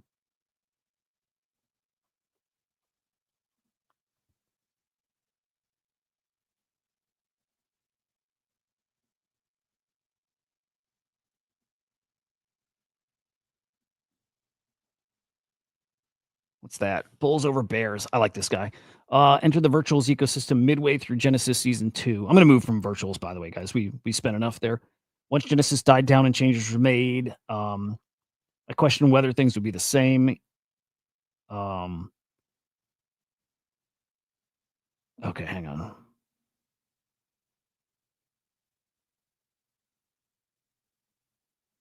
Oh, all right. Yeah, nice shout out from him. That's cool. Nice guy. Like super nice guy. There's a lot of really great people. Kind of back to the community on virtuals. It's there. It's really, really there. Really great people over there. Great people over there. All right, guys. Us, the United States of America. Dude, have you guys seen all the talk ramping up about Trump running again in 2028? Because that's been a meme, right? Okay, yeah, great. Now we're going to get political. No, but like Trump running in 2028, it's a meme, it's a joke. On the right, it is. Where Trump even has the, Trump 2028 hats and stuff that I take as a total joke, total meme, just provoking people because it's what he does. And the left buys into it. The left is like, no, he's a piece of shit, scumbag, Nazi, fascist, no kings, all that stuff, right? Well, I hear Steve Bannon yesterday. I don't know how long ago this interview was, but Steve Bannon was being interviewed by somebody else, and he said, no, it's not a joke. Trump is going to be president again in 2028. And he's like, it's exactly what we're doing. And so for the first time, I go, oh, fuck. Like, am I getting got? Is he actually going to try that shit? And so then I think the idea there is maybe ties into the Insurrection Act and something, but setting up a whole bunch of things that he gets to run again or, oh, hang on, let me see. Oh, wait, hang on, let me get back. We got some comments. Okay, government and farms should fund our new age of psychedelic healing for all. Yeah, I like that, Mike. Everything's so broken. The war on drugs is so stupid. I mean, no, yes and no, but like psychedelics are the solution to so many things, dude. So many things. Go to windups, whether you like, yeah, dude. He's a genius. I hate that people call him dumb. And I don't like the guy, but I hate when people call him dumb. He's a very smart dude. Scary. And he's not a good dude, but he's a very smart dude. White House website timeline at the moment is unhinged. Oh, well, then we're going to look. But just know we met with China yesterday. Apparently very constructive. Yay. All right, hang on. All right, I'm going to grab some coffee and we're going to go scroll the White House timeline. Fuck yeah, man.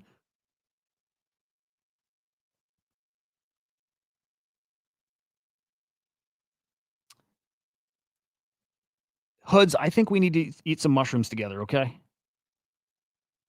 Quickest way to get into your potential. Gravity, I hate to say it, but I think it might be real. I'm not going to play it, but I'm going to pull up the video that I saw where I, for the first time, went, oh, yikes. I'm going to pull up the video. I literally, I heard it. I'm like, oh my God, no way. And I want to, and I pay attention to my favorite time in my life was when I didn't pay attention to politics. It was like, fuck, I don't care. Awful shit's happening. It doesn't matter. And it was the same with TV and sports. None of it mattered. Didn't care. Wouldn't take part in any of it. Didn't. This is the first thing, and so I pay attention now. I wish I didn't, but I do. But I don't get involved. And then this is I'm telling you, Gravity. When I saw this video, I'm like, I think I might need to pay attention to this. I'm like, because this one might matter. Hang on, the video is here. I'll find it real quick. Let me think. Steve Bannon. This is the thing I don't know. Is Steve Bannon is this just this rogue dude who's just off saying what he wants and what this? Is he connected to Trump in any way still? If there is that whole secret thing they're doing behind the scenes and Bannon's a part of it, then yikes. And if it's just Bannon talking and engagement farming, right? Then whatever. Here, I gotta find this. I think it was really recent. Oh, yeah. No, here we go. I think it was this. Let me look and see if there was another. Because it's something I played, so I want to see that I've got a little progress bar on it. Actually, maybe I'll play the short.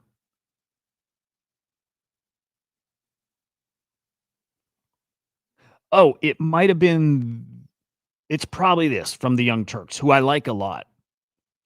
And funny enough, if you hear me talk bullishly on Trump sometimes, probably my favorite news guys, girls, whatever, is the Young Turks. And they're very left-leaning.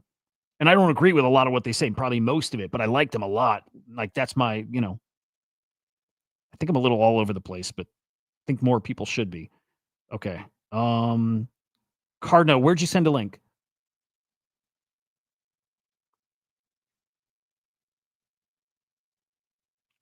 Trump's trying to provoke reaction strong enough to enact Insurrection Act. That's definitely coming.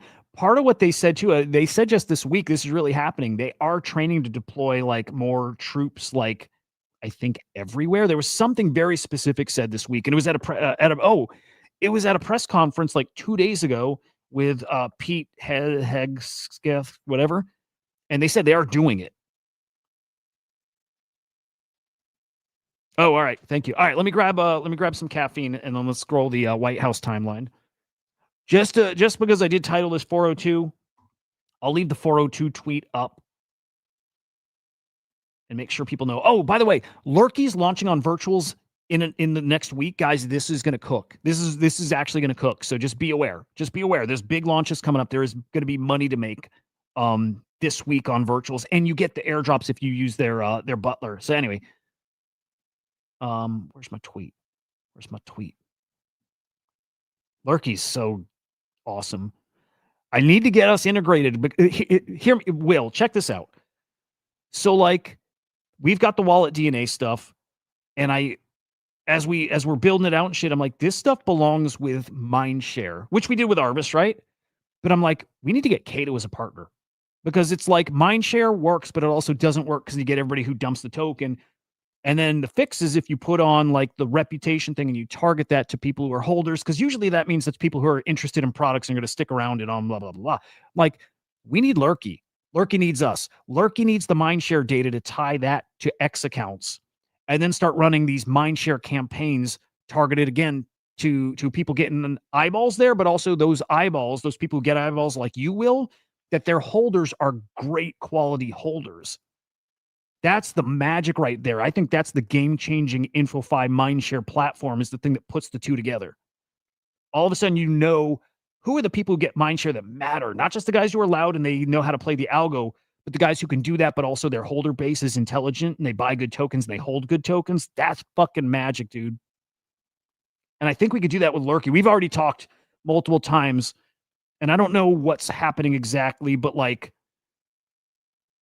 I want to see the X accounts with a Mindshare. I'm sorry, not a Mindshare, but the reputation tied to it, and people target the airdrops that way, you know? All right, BRB.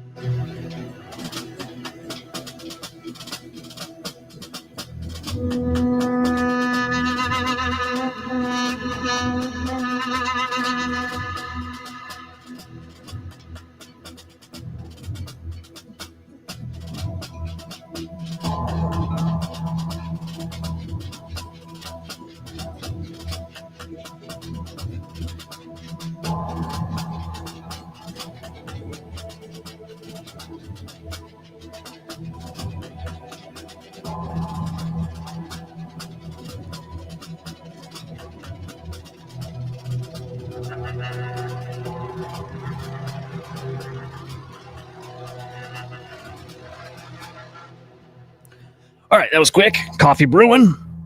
By the way, Will, I like having you here, dude. I don't think I've seen you on the weekend streams, especially. Probably even the weekday ones, but like, just so anybody knows, like, Will is fucking excellent with his coverage of virtuals, especially. But I think Will's got great takes beyond too. I like and he's a fucking grinder. The thing I respect most about, you know, people in this space, or who I respect the most in this space, is people who work, like fucking work. Like working their asses off. Will is like here around the clock. He made this pivot like what, I don't know, 6 months ago or something, and it's like full time in this thing now, and he's fucking excellent. Like, he's one of those good guys. So anyway, it's cool having you here.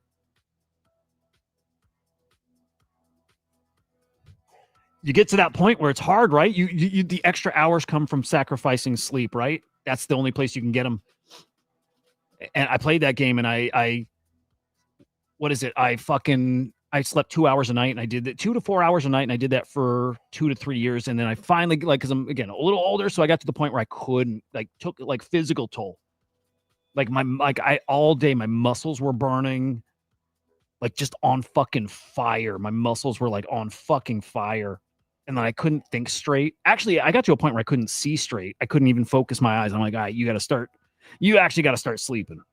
But that was after years, and now I sleep, and it's too much. I hate it. I get 7 hours a night, maybe sometimes 8, and I'm like, this is fucking awful. I told my wife I need to get back to sleeping on the couch because I was doing it during that time. I just slept on the couch, and part of it was because it was like punishment in a way. It kind of was. I'm not going to go all the way back into like punishing myself. I would go sit in the garage, like Chicago winters. I would sit in the garage for hours. It was like a mind over matter thing. I pushed myself with that shit for a while, like got into dangerous shit too. But I would sit out there for hours in a t-shirt and shorts and just like take it as long as I could. And it was almost like meditation. I did it for so long. And then same with the sleep. It was like a weird head game. I'm like, you don't deserve good sleep until you do something that's, that makes you got to earn it. So I'd sleep on the couch and it's like rock hard. And I could only get 2 to 4 hours a night, which is perfect. So as soon as I would wake up, like, just because it's so uncomfortable, I would just be up because I'm like, I got to get off this fucking couch. So I'm just up and at it and on the computer and working. She is put up with a fuck ton, bro. She's the best. She's the best. Dude, me too. She should have left me a long time ago. She should have. She's the best. We've been married 21 years now. I'll tell you this too. I mean, I guess we're doing a lot of personal stories today. You know, you hear stories of people who meet and they just, it's the person. Some of you guys, I hope, have found that. I met her. We worked together. I don't think there was anything there at the start, at least for me. But then all of a sudden something happened. It just fucking happened. And then when I was moving, this is in St. Pete, Florida, was moving to Orlando for music school. We like all hung out, a big going away little thing. So we go out, we're hanging out. She and I just were hanging out, chit-chatting, whatever, and she needed a ride home, and we just chatted on the way home. Dude, it was weird. Like, instant crazy connection. And so I was out in Orlando. She's in St. Pete. We decided we was gonna come back for a weekend, and we'd go on a date. First fucking date, get home, and I called my like one of my really good friends. I'm like, dude, I'm gonna marry that girl. Like, I know it. Like, I fucking know it. And then I fucking knew it, like, day one. And then proposed her 3 months later. We were married, 3 months after that? So, like, we dated 3 months before we, did the thing.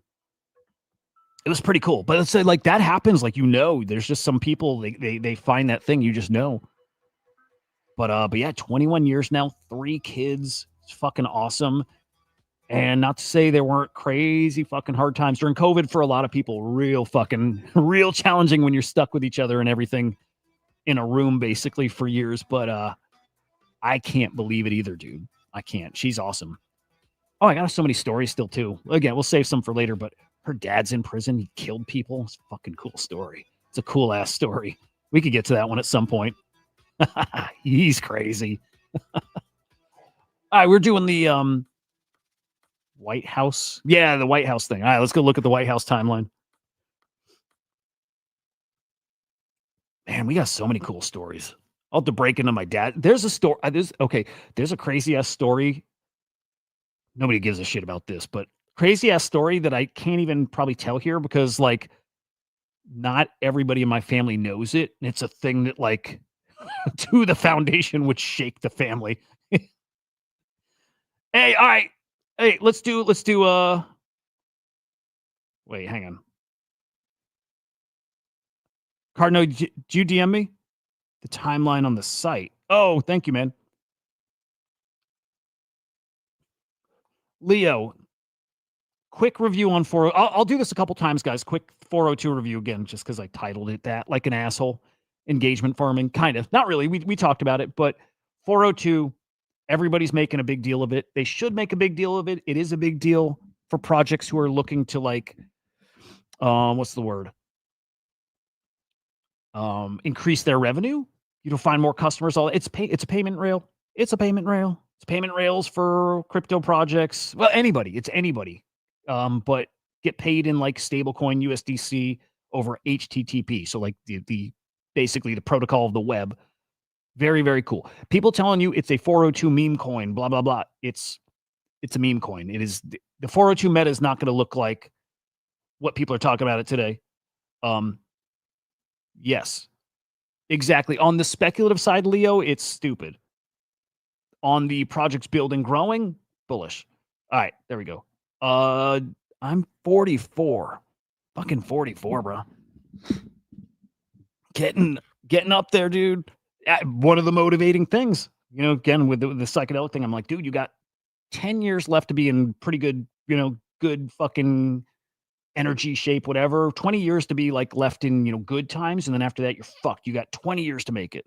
You got fucking 20 years to go do something cool. That's it. And I'm like, that's going to go quick. I've seen how quick my son goes from, you know, living in my balls to 18 now and out of the house. That happened in a blink of an eye. I'm like, that's how long you have left in your the rest of your life to do something that matters. That's how long. And it's gone so quick. Are you for Will, you too? No shit, dude. Will, I thought you were way younger. Thank you, sir. I don't age the same because I don't go outside. I'm very pure.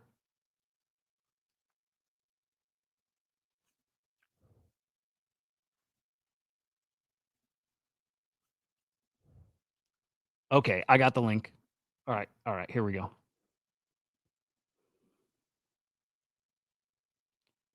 Fellow boomer, I love it, Will. Leo, it goes way faster, dude. As fast as actually I was talking to my kids about this too. I think it goes faster for young people now because like when we were young, like me and Will and English and Cardno, I don't know, Cardno, your exact age, but we were bored, right? So like days felt longer. Like you'd go lay in the grass outside and just look at the sun and be bored. And you're like, what do I do? Like there's nothing to do. None of my friends are, you know, home today and shit. Like there's nothing to do. So like days felt longer.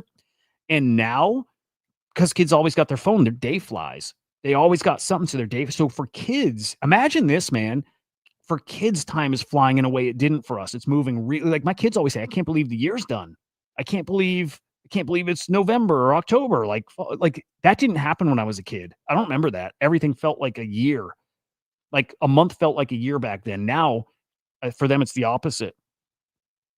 So Leo, it's going to go way fucking faster the older you get. And it's only because there's more distractions. And like when, you know, when you do the married thing and kids or whatever it is you're doing and your job and your career, everything's going to go so fucking fast. So whatever you're doing, full fucking throttle now, ditch your friends and family and do something you love. Ditch them. Like focus on you and do whatever makes you happy. And if you do it full fucking throttle, you'll find money in it and all that, you know, all that. It goes way fucking faster, dude. Yeah. Yep. Mufasa, fellow boomer. It goes really fast. Too much going on to figure out what exactly you have to do online. Yeah. I could never, because English is mean to me, even just online. I can't even imagine in person. I can't even fucking imagine. That's what's up, Leo. Good shit. That's a good point. Yeah, Cardinal. Yeah, really good point. But it's so funny because they talk about how fast it goes. And I'm telling you, I mean, back then I remembered it taking forever and they don't talk like that. They talk about how fast it's going. I'm like, that's weird.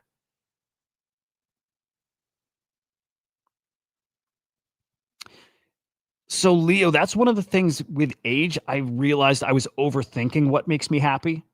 Maybe it's not everybody, but I was overthinking what it is that made me happy. For me, it was like, well, my hobbies, the things I was just doing for fun made me happy. And maybe that's crypto and stuff. And so maybe you're already doing it. But like, I was like, yeah, I think I found like at this point, I'm like, oh, I wish I went all in on music. I was good back then. Do you guys want to hear? I found some old music clips I made. You guys want to hear them later? They're not good, but I found them. It came about because I helped a friend of my wife back then. He wanted to make a song for their wedding. And so I helped him with it. And it's a shitty ass recording, but I found the song and it was like laughing my ass off about it because it's like a cheesy ass like wedding song. But then I found these clips I made that are just like little short snippet demo things. And some of them are cool as fuck.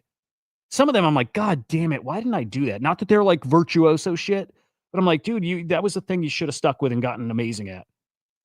I'll play them. Altogether, there's like 10 minutes worth of stuff at most, but some of it's cool. Like you'll hear and you'll be like, that could have been cool.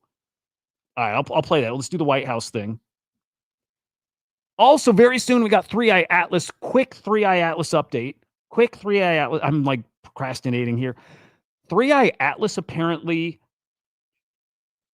if you don't know, it's a big old fucking comet that's entered our galaxy, solar system, whatever. I don't know why, by the way, you guys pointed this out like a month ago. I don't know why I'm not all gray yet. I think it's because I don't go in the sun or some shit. Like I told you, I do have some grays in there, like stragglers, but I don't know why I'm 44 and I'm not gray. Because like redheads go gray really quick. But I see, yeah, it's like 30-year-olds are all grayed up and I'm not. I'm happy. I don't know. I kind of want it because I want it to destroy the rest of my ego that I have. They don't know what it is. The big old space rock. It does seem like a comet, massive comet coming from another like galaxy or some shit. And Cardno's a badass dude. He is, by the way. I didn't know how to like read Cardno at first. I couldn't tell nerdy guy, business guy. And then like the more I've gotten to know Card, he's a badass dude. He's a fucking like he's like a manly fucking dude. You know what I mean? Like Cardno's fucking awesome.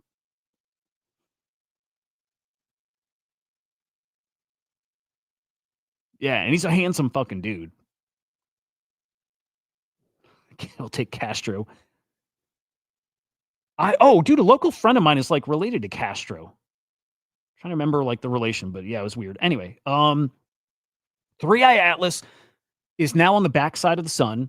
Interesting thing. Okay, I'll do this real quick. When 3i Atlas was coming into our galaxy, okay, Comet has the tail that pushes behind it, right? I wouldn't fuck with Cardno. He's a big boy too, right? Comet has the tail that, you know, solar winds, flares, whatever, pushes like it burns off like ice and shit from a comet, pushes the tail behind it. 3i Atlas got weird because all of a sudden its tail was facing towards the sun.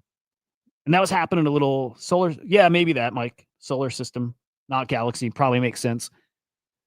But the tail was facing towards the sun, which is weird. But also it could be just a pocket of ice and something that, you know, was burning off and shooting out that way. Okay, now it's gotten close to the sun, and at this point it's behind us behind the sun. But dude, before it got there, it again had a tail facing the sun, where the solar whatever winds, excuse me, winds, radiation, whatever should have been more intense, pushing that tail back. It went forward, and so then I saw reports saying it actually adjusted its course a little bit. Real weird shit. So now, like a world like fucking organization is now tracking it, as they should, right? It's just it's for good practice, but it's now being tracked at a global scale now, and we can't see it because it's behind the sun. And if it course corrected, that'd be fucking crazy.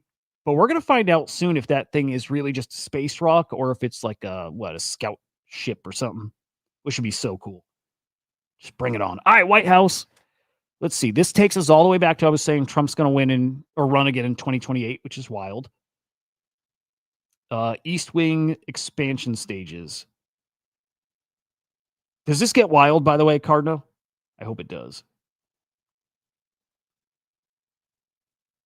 All right, so this is the hole they're knocking down the East Wing and building a ballroom, right? Here, how do we get over here? There we go. Cool. I'm down. I think ballroom's cool. They're not using taxpayer money, I don't believe. Very nice. Very nice. Going to be a great place to stage an insurrection or have the insurrection meetup. 2028 insurrection party.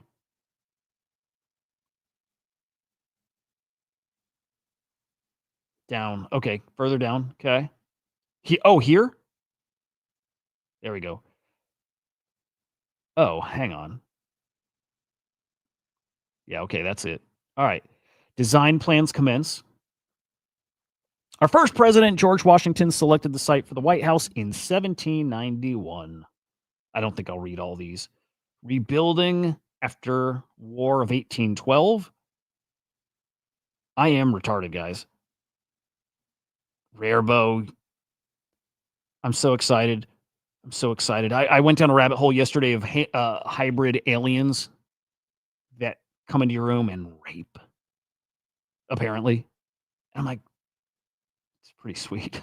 This guy almost got super lucky. Oh, so, okay, we're getting to good stuff. Okay, edition of South Portico, edition of North Portico, addition to the... Okay, come on. Boring. Oh, I can already tell this is going to get good. So they're... Oh, my God. Oh, my God.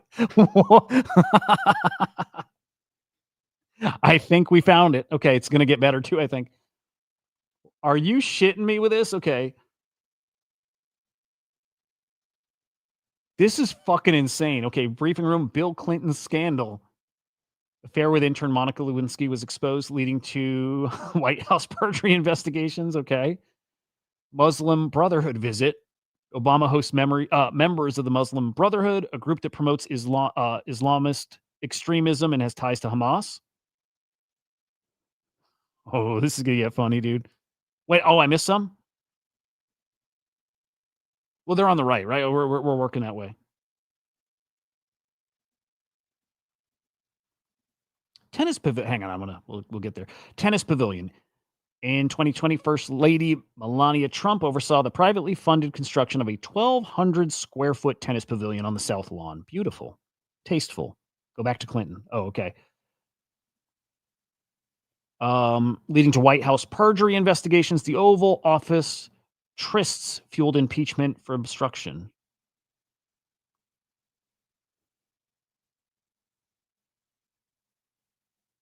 Spreading democracy, baby. It literally is that Helldivers game is what's happening. Okay, Muslim Brotherhood visit. The tennis pavilion. Lovely, lovely. Cocaine discovered.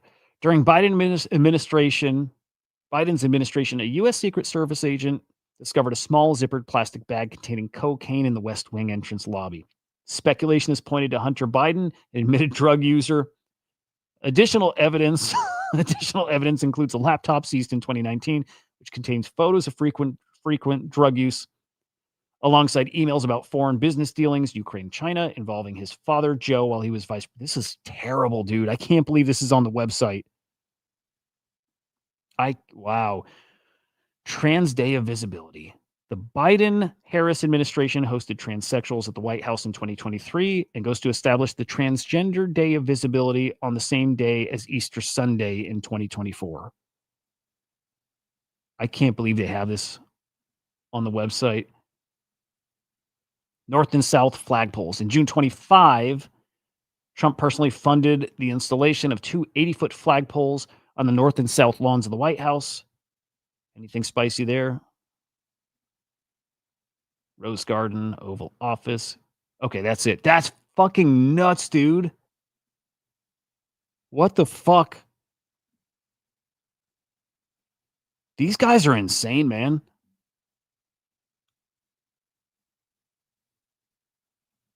So this is tricky.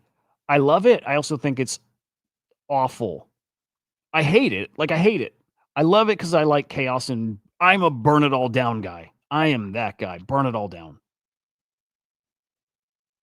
I can't fucking believe he's got this. That's crazy.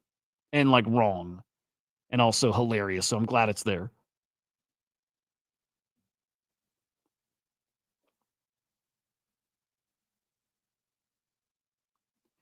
Yeah, no, he doesn't give a fuck. Trump doesn't give a fuck. That's incredible. Damn, thank you for that, Cardno. Oh, speaking of one last virtuals thing. Speaking of UAPs, I am joining, 95% sure, joining a project that's launching on virtuals, as in on the team. Ain't that the dude? We are going to have an incredible 26. I will bet on it. An incredible 26 in the rest of this year. Awesome. Lurky's on the board. Love to see it. UFX agent. Yes, sir. Yes, sir. Big Will knew it. Yeah, I've been chatting with this guy. Like, okay, as soon as I saw it on the board, Nick and I have talked. We're both into the same shit. Nick's very deep in it. I'm an enjoyer, right? I've listened to I grew up on Art Bell. I go to bed still listening to Art Bell every night. Art Bell every night. Love this shit. Everybody loves this shit. So nothing unique, but this is my jam. And so like I'm telling months ago, I was chatting with Nick. I'm like, dude, we should do a UFO stream. And he's like, yeah, dude, let's do it. And then he's beat me to the punch, dude. Okay, I've been into Ashton Forbes for a long time. In fact, any of you who watched the afternoon show when I was doing it with Joe and Henry, I used to, any point during the show, I would cut to the MH370 video with the 3 orbs zapping the plane. So I've been onto that thing for a long while. And then out of nowhere, about a month ago, 3 weeks ago, Nick DMs me a link to a stream he's doing with fucking Ashton Forbes. Incredible. Incredible. So I'm going to see if I can get Ashton Forbes on the show at some point, but Nick's way into this shit. And I love it. So I saw this on the board, DM Nick. I'm like, bro, come on, look at this. And Nick's like, I'm already talking to him, dude. That's it. Yeah. So Nick is on this team now. I'm chatting with them. Technically, unofficially, it's not on the site, but I'm also on the team in some capacity. Don't know what, but like I love this shit. It's kind of like prediction markets, where I say prediction markets belong in shows. They belong there. They have to be together. I think, UFO UAP kind of project. It's all about like aggregating UFO sightings and research and stuff like that, and also some sci-fi stuff just for fun in there. They got a cool website.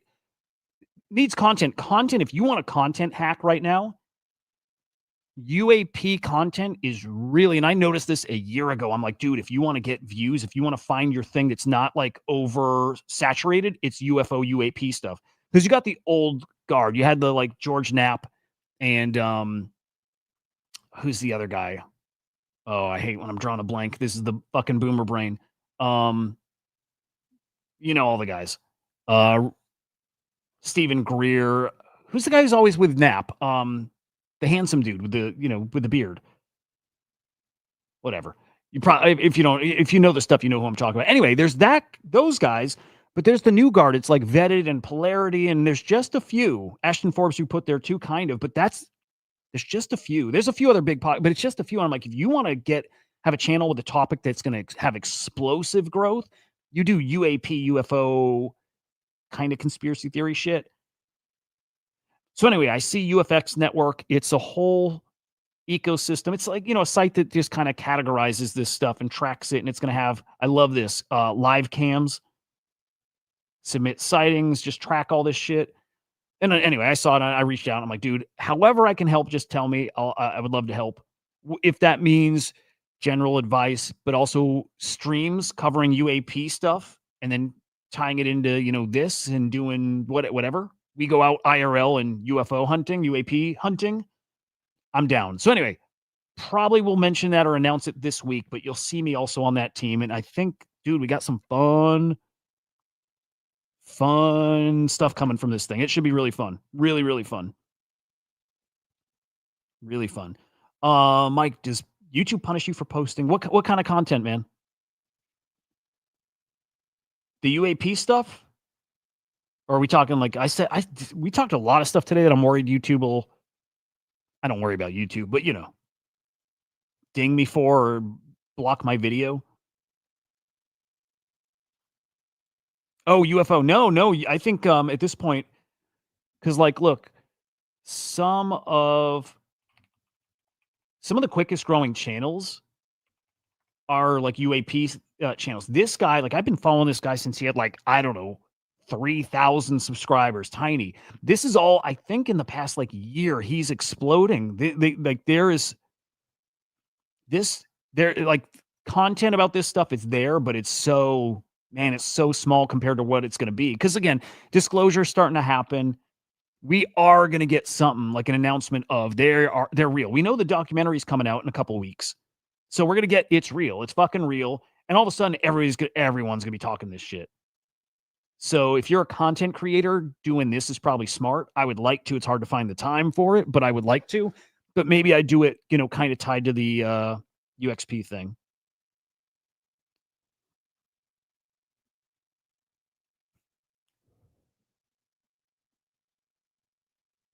I actually stopped and then I had my wife get me one yesterday.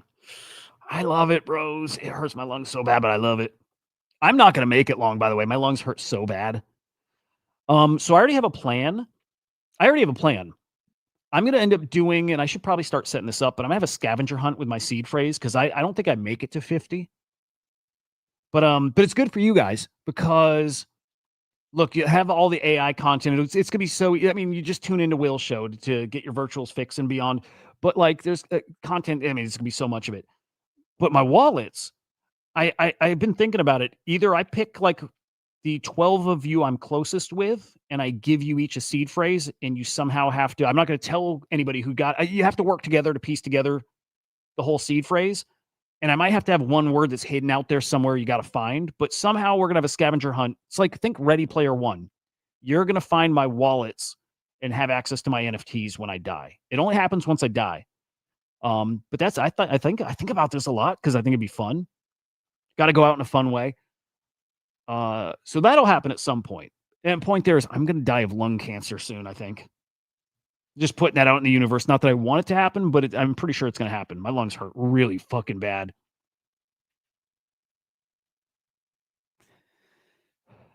I just love it. Okay. I'm going to play. Fuck, I wish I could play with this. I'm pretty sure I would get a copyright strike if I play this. Like where they actually I think block your video. I don't know the YouTube rules. But I do want to play the president clip. Hey, good hanging with you, man.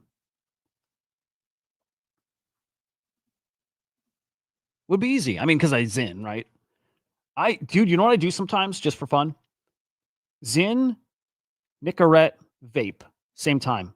It's a rush. It's very fun. It's very fucking fun. Oh, and then ghost pepper hot sauce in the mouth too. Oh, and actually, I had a couple weeks where it was all of that in at once, plus smelling salts.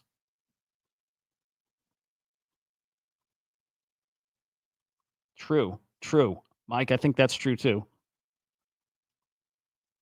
And I think they're here. That whole underwater base off of like, was it Maui or something? Is super weird, right? You guys have seen that, the underwater Maui base. That's a weird thing. Well, he's going to get a third term. So Trump 28, Trump is going to be president in 28, and people just ought to get accommodated with that. So what about the 22nd Amendment? There's many different alternatives. At the appropriate time, we'll lay out what the plan is, but there's a plan, and President Trump will be the president in 28. We had longer odds in 16 and longer odds in 24 than we got in 28. And President Trump will be the president of the United States, and the country needs him to be president of the United States. We have to finish what we started. And the way we finish it through Trump. Trump is a vehicle. I know this will drive you guys crazy, but he's a vehicle of divine providence. He's an instrument. He's very imperfect. He's not churchy, not particularly religious, but he's an instrument of divine will. And you can tell this of how he's pulled this off. We need him for at least one more term, right? And he'll get that in 28. Well, he's going to get a third term. So Trump 20. That's kind of scary shit, man. I'm for real. Again, I'm the burn it down guy, but also that's scary as shit. And that kind of like, I just heard it yesterday and I'm like, I might need to start paying more attention. What am I going to do about it? Right. But like, might need to start paying more attention. Might be time to start getting the bug out bag ready. Might be time to start getting back into prepper mode. I'm not going to go to the gun store and try to buy ammo without a card and look fucking ridiculous. That was one of the most embarrassing things I've done in a long time. It's hilarious, but this is before anybody was talking COVID. I know I've told this before too, but like I was on COVID before it was like anybody here was talking about it, right? If you were in, like on 4chan, if you're like, I lived there. It sucks now, but I used to live there. So like if you were on 4chan or, corners of the internet, you knew COVID was coming before anybody in the States was talking about it, right? And so I was prepping back in January of 2020. Yeah, 2020. And me and Menashe's, my brother's into it too, Henry. And so we were prepping and he like ham fucking radios, these big, 10-gallon or 10-pound buckets of rice and beans and shit and all that stuff. And I was buying gold and actually made a little drug kit. I did for some reason. It's a great kit, by the way. I'm stocked up with some cool shit. And then I'm like, I need ammo. And so I go to the gun store. I don't have a card here or anything, right? And you need one. Go to the gun store and I'm looking for ammo. And I ask them, hey, where do you keep your 38 rounds? And they're like, oh, over there. And I go to try to check out. They're like, we need to see your card. I'm like, oh, what card? You need a card to buy ammo? What? Huh? I'm like, yeah. They're like, I'm like, I don't have a gun. Like, it's not because I'm like, you need a card for a gun. I'm like, I don't have a gun. I just wanted ammo. And they're looking at me. They're like, well, why the fuck do you need ammo if you don't have a gun? And I'm like, guys, with there's this thing coming called COVID. And if like the world goes to shit and just to prep, I want to have ammo to barter with. And they don't even answer me. They just look at me like a fucking retard. And then I just leave the ammo on the counter and I walk out and they're just staring at me. And it was so fucking awkward. It was really embarrassing. It was really weird. It was really fucking weird. This is also back when I was cracked out from the benzos withdrawals and shit too. So I'm like fucking withdrawing and looking like a crackhead. It was awesome. That's good to know. I hope if I stop, then they just repair themselves. That'd be cool. That would be cool. Dude, I'm sorry to hear that, man, Luna. That sucks. I hope so. If that's normal, cool. I felt like it was the weirdest thing they'd seen in a minute. So that makes me feel a little better. But Gravity, yeah. So, okay, typically I hear that, Gravity. I'm like, this is fucking lefties being fucking lefty, like weirdo lefties. Right? And I'm not picking on lefties. I think the right are the exact same. I don't vote. I hate both sides. I hate both sides equally. I think they're both ridiculous. But okay, so Gravity, I would hear that shit, democracy in peril and blah, blah. I'm like, they're so silly. They're so silly, dude. And then I hear this, I'm like, oh yeah, they're not silly about this thing, I don't think. They might be right about this thing. Burn it down, right? Burn it the fuck down.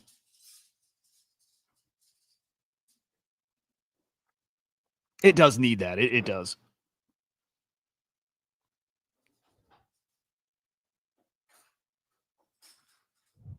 Man, dude. Everybody's got to jump on a meta. No shade to this dude, too, by the way. No shade. But Hot Topic Q intern account. Everybody's jumping on the 402 bandwagon now. Dude, shout out to Luna. He DM'd me yesterday and said this. Made the top 5K on lighter. GG's to you, dude. I hope you absolutely fucking cook. So first meetup here. First idiots meetup here is going to be at Castle Luna at this point. It used to be Castle Carlini is where we were all going to meet. This point, no, it's Castle Luna.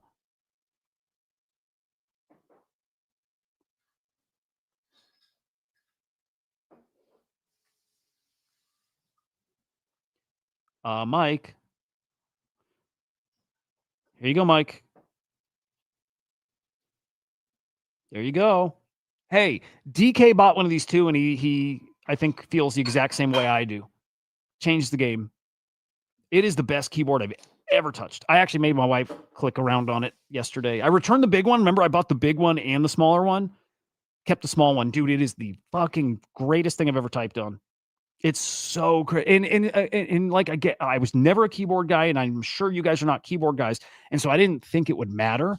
And then all of a sudden I get it. I'm like, dude, I should have had this forever ago. I won't have another keyboard. This is like, I didn't know how good a good keyboard could be and how much better you type and how much easier it is to type. And it, like, if you type a lot, if you write a lot, if you're a threador or whatever, Will, you should get one of these, dude. You type a lot. You should. Oh, I hope Will's watching. Will, you should invest in a good keyboard. If you got a nice one already, you should look at a great keyboard. Like, this is crazy. You will type so much better. However well you're typing now, it will double your typing pleasure. Best keyboard. It is. I actually would like to work for them on their biz dev team. I want to sell that shit. It's incredible.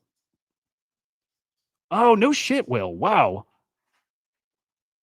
Okay. Well, it's Bluetooth, so you can put the laptop on a little, thing and use it. Dude, it's incredible. Like, the fucking feel and how well you type. It's crazy. You're a laptop guy. You got multiple monitors at least, right? Dude, if you tell me it's laptop one screen and you're doing everything you're doing, you'll blow my goddamn mind, dude. At least get a dock for your laptop, and you got 2 monitors, please, Will. Please tell me that. I mean, you're making the partnership money now. So you got to get yourself a desktop. Laptop, get a little mobile, get in a different environment. But you need your workhorse desk setup. Yeah. Okay. All right, that's better. It's better. I don't know why, Will. I'm picturing you hunched over on the laptop doing everything you're doing. I'm like, how? I guess I did my first couple years on a laptop on like a little portable monitor, like a little thin, like LCD, whatever thing. That was not easy. Anyway, the Mike Bennett, at $140 is not cheap. I guarantee if anybody bought that thing, like right now, you're like throwing up in your mouth over $140 keyboard. But if you buy it, I guarantee you would not return it. You'd be like, oh, well, shit. Okay. No, like, game changer. Game changer. All right. Goodbye, 402. Let me just make sure I got these bookmarked. Dude, I love Thread Guy. Dude. Like, he's awesome. Look at us. Look at us pumping a bit. Did we get our listing? Will, I want to have a debate with you at some point. Actually, and with I want to debate you. Banker's listed.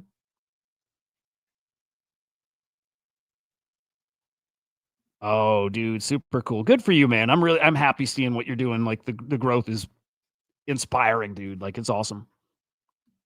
I'm going to debate with you, though, Will, and then Nick as well. Okay, Nick, I want to debate about content coins.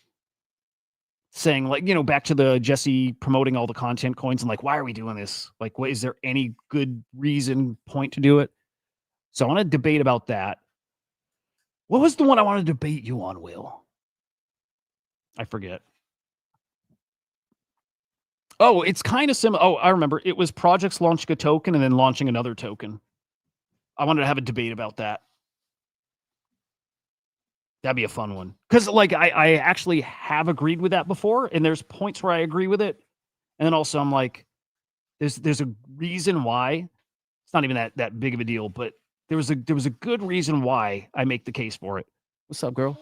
Hey, come on camera. Well, it's too late. I think you were just on. Your hand made a cameo. Bye. Where are you going? You what? Yeah. Yeah, I get it. I didn't used to at all. I didn't at all. Oh, I'll even make the quick. Should I make the quick case now, or should we make a show of it? I'm gonna have to because we're launching another coin, and it fits right in that, Will. So you won't love it. You will dislike. But I've got to get out there and change minds and explain why. And part of it's the same conversation as the Nick thing. Part of the why is because it's an unstoppable thing and it's going to happen, and a lot of reasons, but.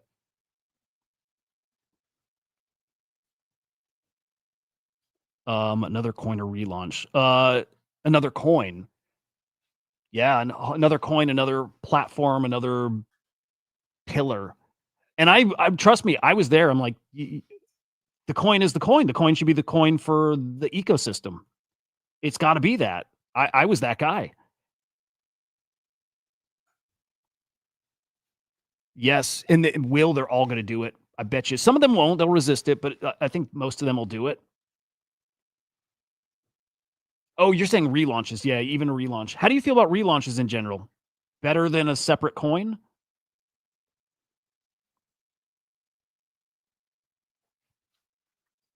Again, I can very easily put myself in that camp too.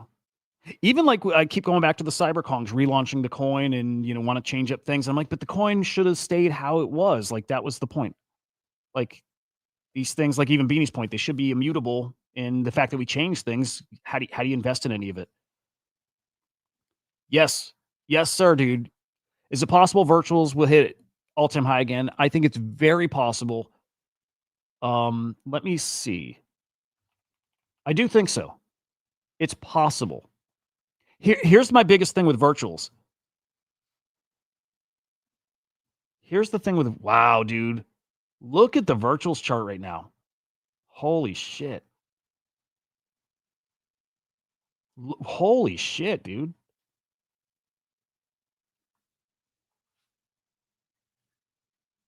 Oh, that's so cool. Wait. Am I looking at I want to make sure I'm looking at the right coin. Wait. Okay, there we go. Okay. Let's go back a year. I don't remember where all-time high was. 3 mil or 3 bill, I mean. 2.8. Let's say 3. Do I think this can 3x? I do. I actually do.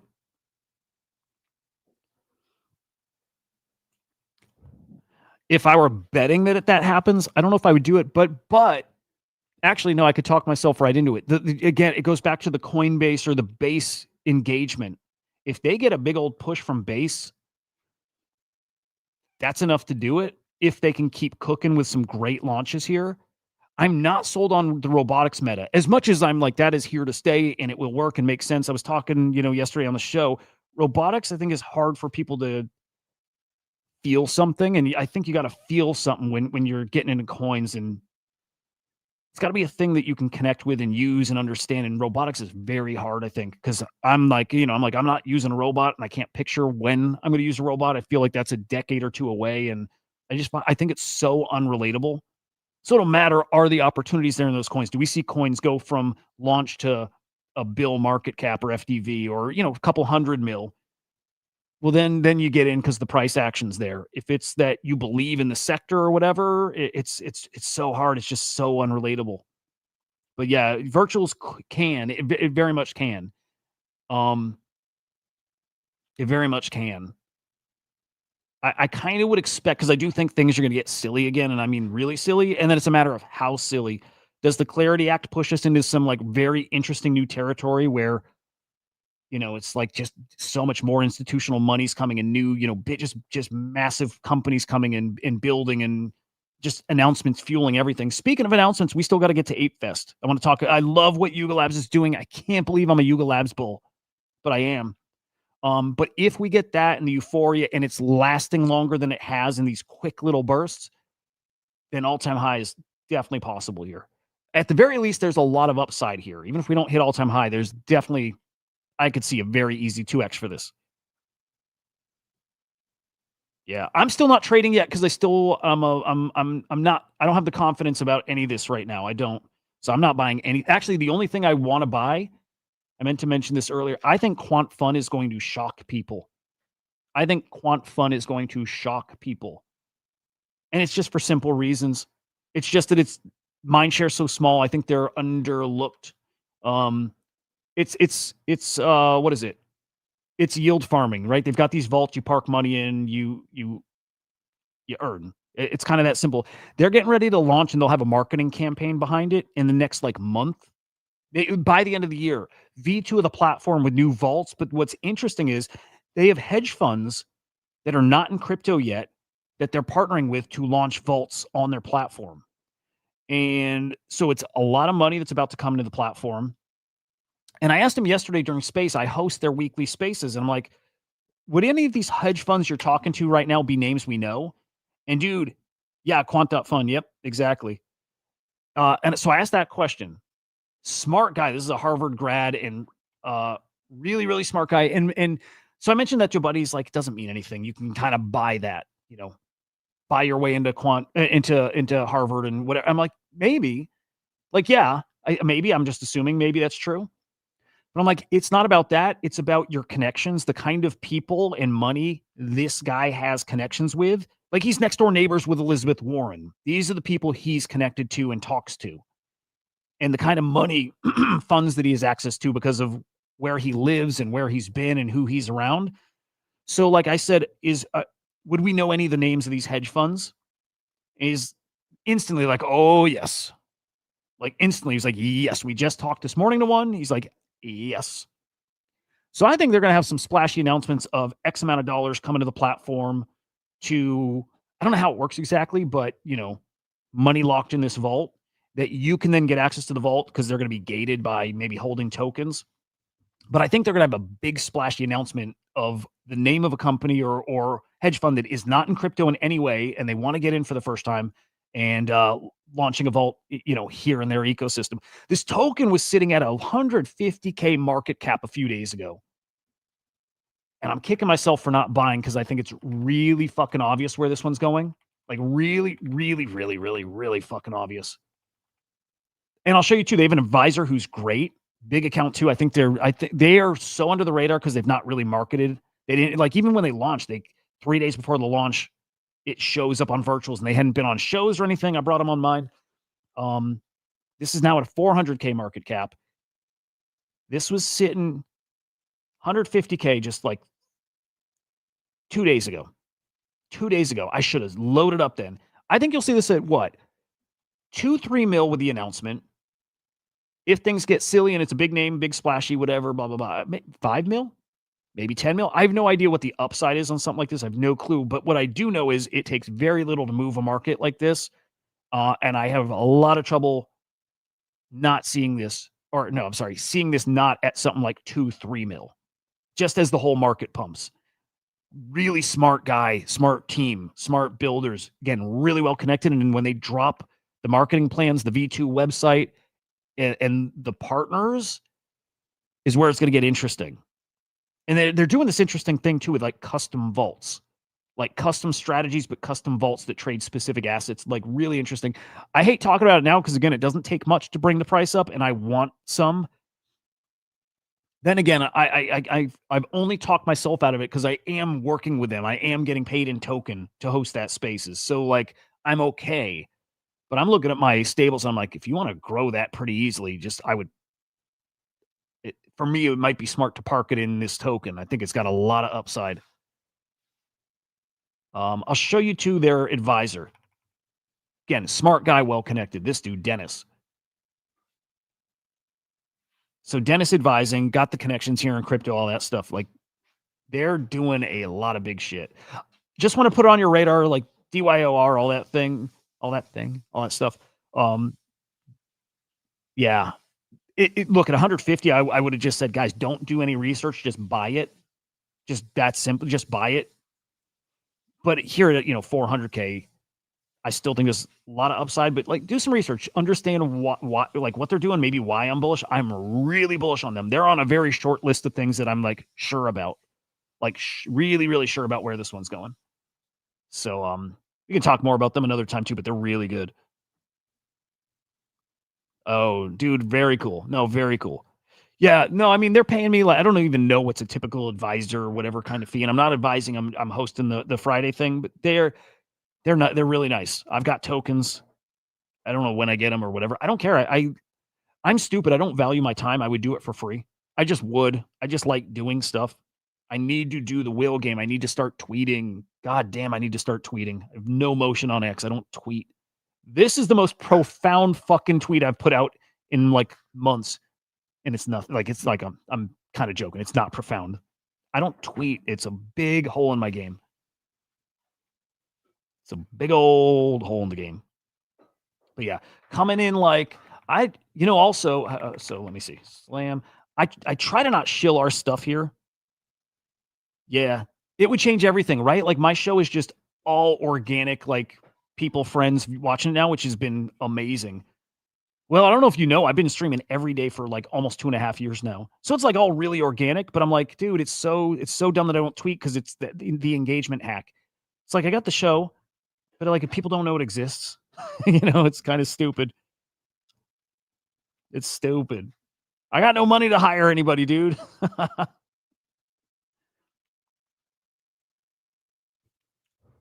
But this is what we're launching coming.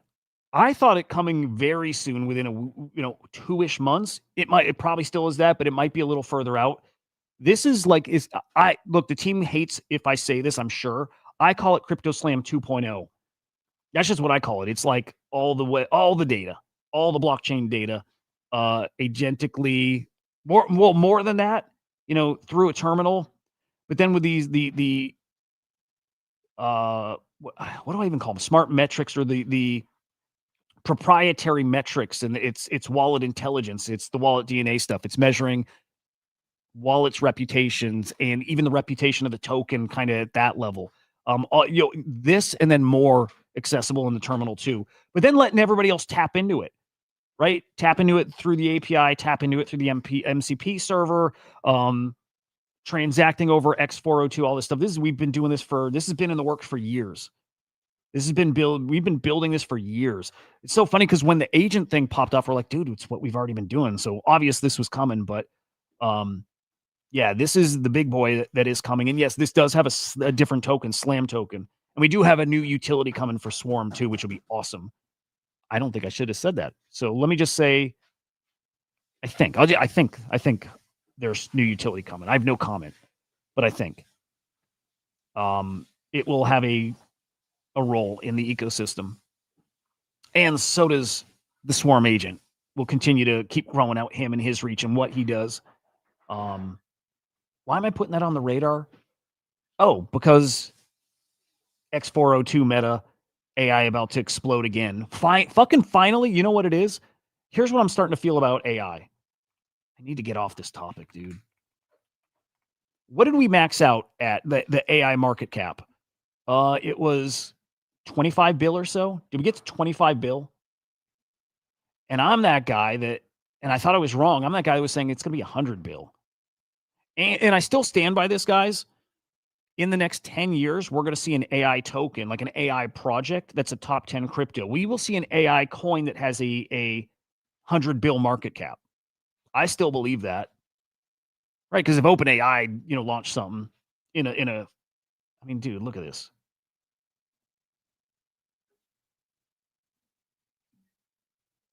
Market caps here. $100 billion tokens, Solana, BNB, Ripple. I think these only grow over time. I still believe that. And I think we'll see something AI that is up in that territory. Again, in 10 years, I think we'll see an AI coin that is in the top 10 for sure, but I actually think top 5-ish or so.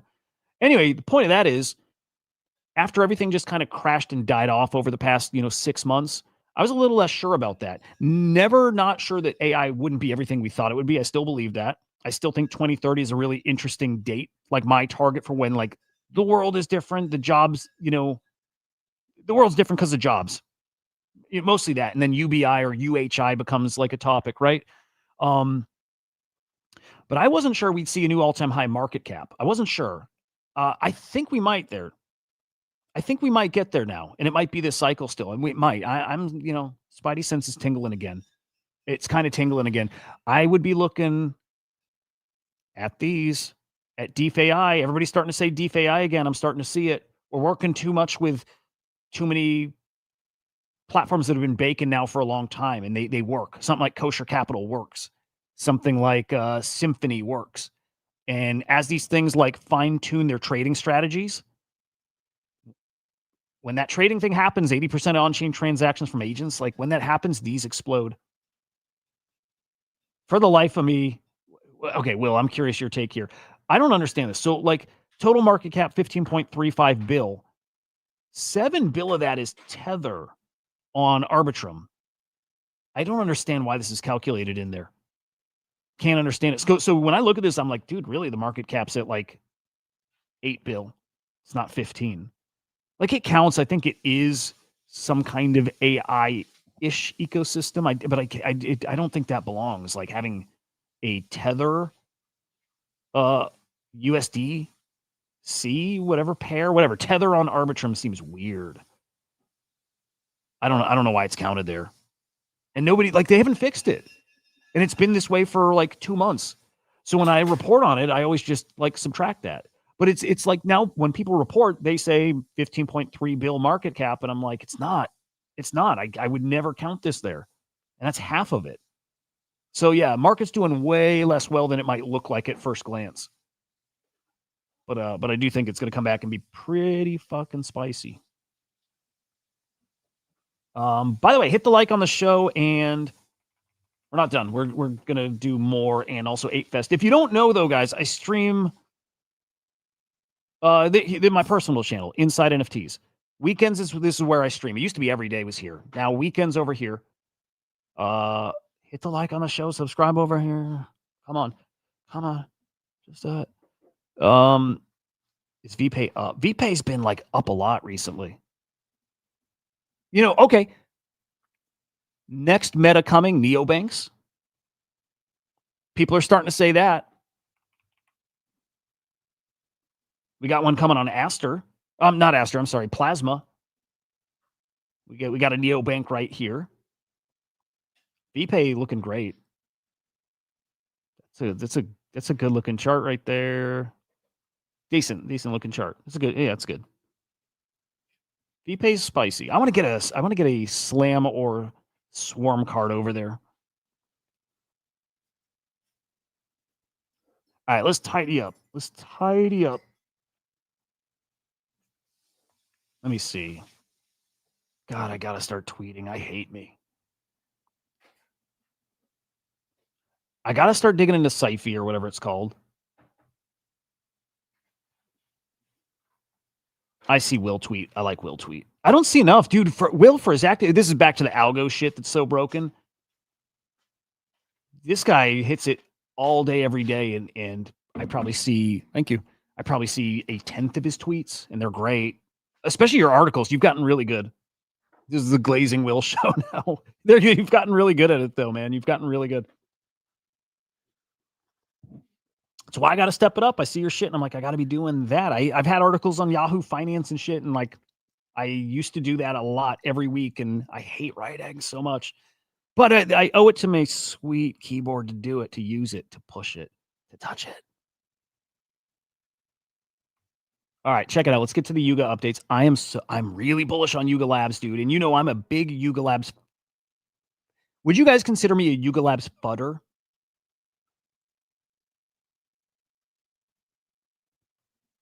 That's pretty big. Rumble adds Bitcoin tipping. Saw that a day or two ago. Yeah, would I be considered a Nice. Will's got some big paydays in his future. You got some big paydays in your future. Fucking A, me too, at some point. I need it, bros. I need it. Oh my God. Need it. I'm really going to push. You know what's interesting with the... Yeah, he is. Henry was too fuddy with everything. Pudgy Penguins too. I got him off the Yuga thing. Oh, I'm sorry, not the I got him off the, what is it called? The Luca. He used to be big fuddy with Luca, Pudgy Penguins. I got him off that, luckily. God, I miss Paulie. I really want him back on the show. Will, did you know that I got Paulie on this show once? I had Paulie on this show, dude. He came on, it was random as hell. He came on the weekend show, the weekend stream. It was so fucking cool. And I still been meaning to reach out and see if he'd come on again. I just don't think he would. But maybe. We were cool. We got along very well. We mutually, we had a little love fest after. Biggest guests, what? OSF, Murad, Paulie. Fucking wild. I got to top those. And Nate Geraci. That's our biggest guests. We got to one up it though. I'm telling you, with the Kong show, we got a really big one though. So okay, what I was gonna say is I wish I had a team partner, whatever, on the Swarm report, because every ounce of it is just me, which is awesome.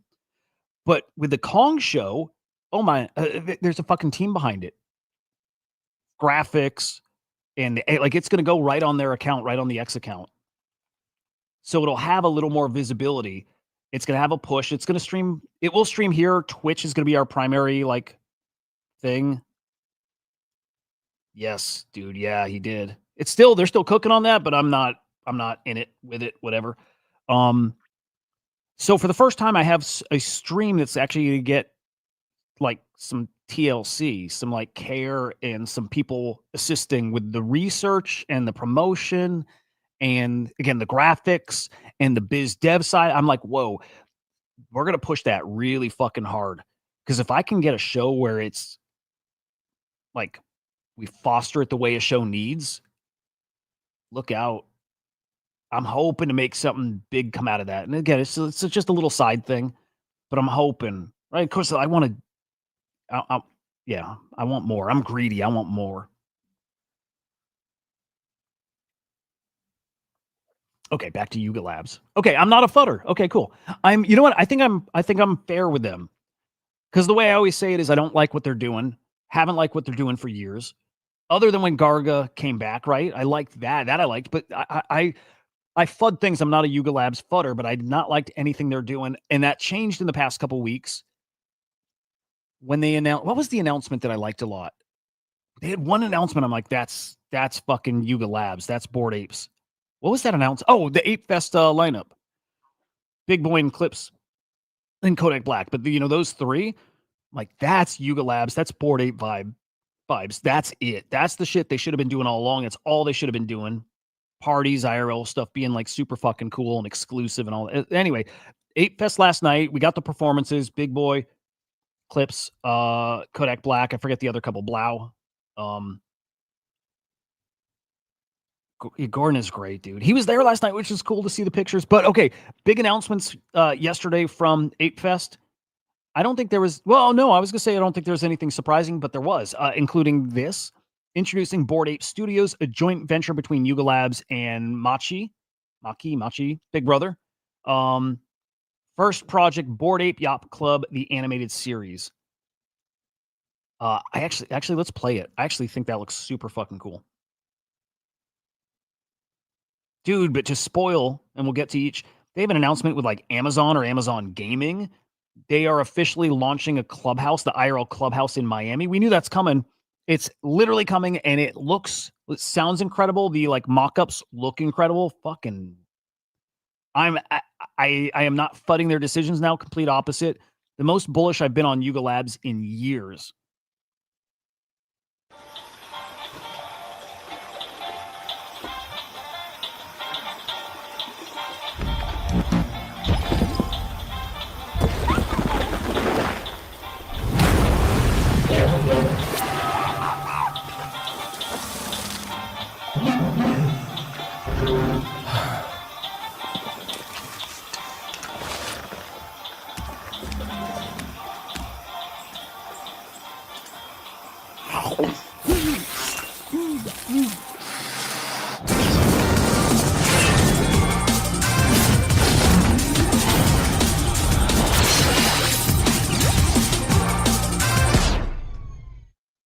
It looks pretty great. So I wonder, okay, so like Azuki's got their whole like anime.com thing and stuff like that. I wonder if we see some kind of like tie-in when maybe this airs over there. So I think we'll see something cool. I think this is actually a kind of decently big deal. Decently. I don't like, does it move the needle? Nothing does these days. That's fine. Is it the right direction? Right thing to be doing? Yeah, I think so. Looks great. Looks great. Again, it's vibes. That's like, I mean, they were trying in their way to innovate. I don't think they needed to innovate. They needed to just bring vibes. That's what Bored Apes are, vibes. Cool shit, big money, big flex, wild culture. That's their thing, and they lost it. They lost it. They got it back in an instant now. Okay, so we got that. Here's the Amazon one. Also pretty fucking cool. So, like, I'm going to play the video. Does it move the needle? I think very little does. In the right market, it does. but I think this is pretty interesting. All right, let's see what this is. Let's read it first. Amazon Gaming coming to the other side. Meet Boximus, a limited Voyager made in collaboration with Amazon Video Games, launching exclusively on other side Amazon brand store. Nice. Oh, drop on next Thursday. Random as fuck. Any of you guys see the new Frankenstein movie yet? I don't know why the fuck that popped in my head. I need to see it tonight. Either at the theater or I think it's on Netflix as well at the same time. Need to see it, dude. Looks fucking great. Getting great reviews. Also, did you guys see the news about the Star Wars, the search for Ben Solo? Like news about that? That's kind of interesting. They should have made that movie. We can talk Star Wars after for you fellow nerds. I can show off my lightsaber collection if you want. I won't do that to you, but it's pretty badass.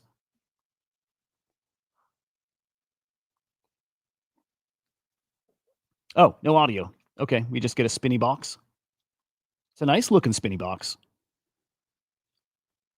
Also, who plays the new game called Ball Pit? Okay, so it's going to be an NFT that, is this basically a skin that you can use in other side? That's what it looks like, right? I think it's a character, avatar, whatever, to use in the other side. I think that's what we're looking at. Which is, yeah, cool. Yeah, cool. All right, I want to get to the Clubhouse thing because that I think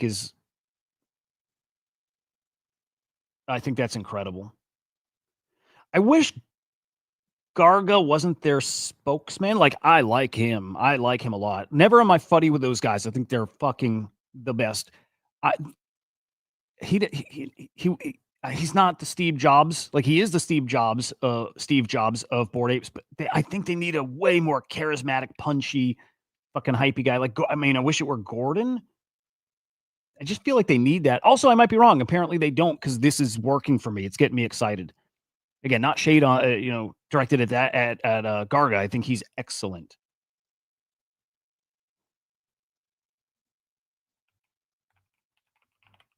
Oh, also, okay, we're just gonna keep doing random shit.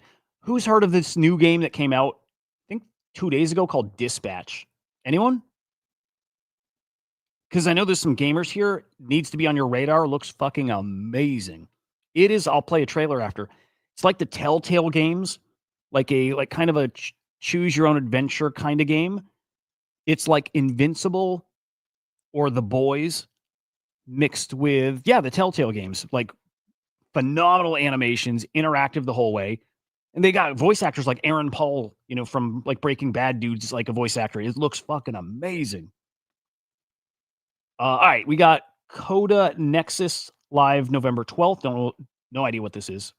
Game?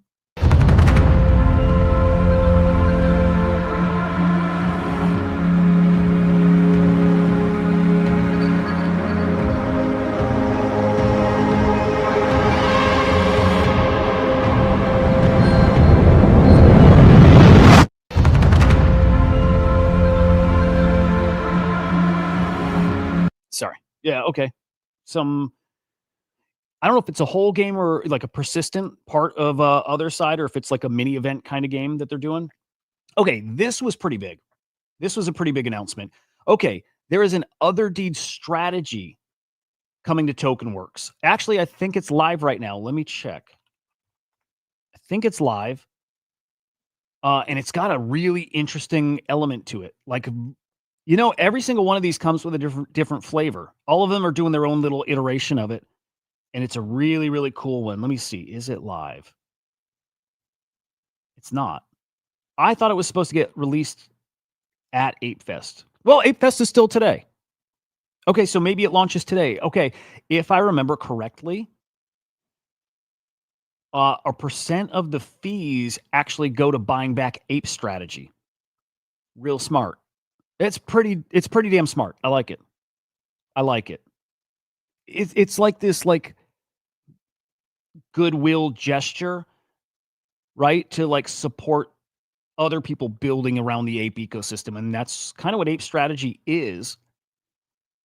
It's a way to give back to the community. Like it's pumping your bags a little bit. It is. It's really good. I like that a lot. I like that announcement. If I got it right, I think I did get it right. But yeah, that's coming. Quietly Cooking, and tomorrow you're going to see a small piece. Oh, yeah. Okay, so it is today that it launches. Other Deed Strategy launches at Ape Fest with a new mechanic.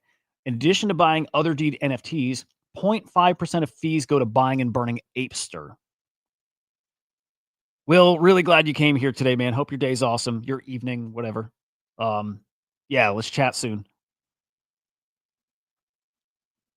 First strategy where fees go into burning a collection strategy token in addition to NFTs. Yeah, dude, cool. So in a way, they bring this into their ecosystem as kind of a little more official, unofficially part of their ecosystem. I like it. Really cool. Really cool. But let's get to the big one. It's the Miami Clubhouse, which might be on the Yuga Labs account. Let's go there.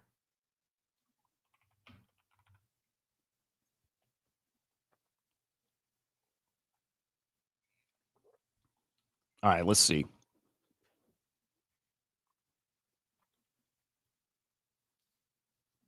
Project Dragon live today. Oh, Project Dragon live in 15 minutes. That's cool. Gunning for the so I'm gonna jump in this when it happens. Gunning for the Guinness World Record for biggest FPS fight ever. I like that. But where the fuck is the Clubhouse? Did I go on the right account? Yeah, where's the fucking club? They got a video about the Clubhouse. Where is it though?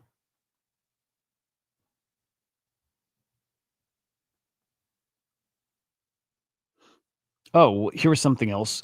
Daniel Arsham enters other side introducing.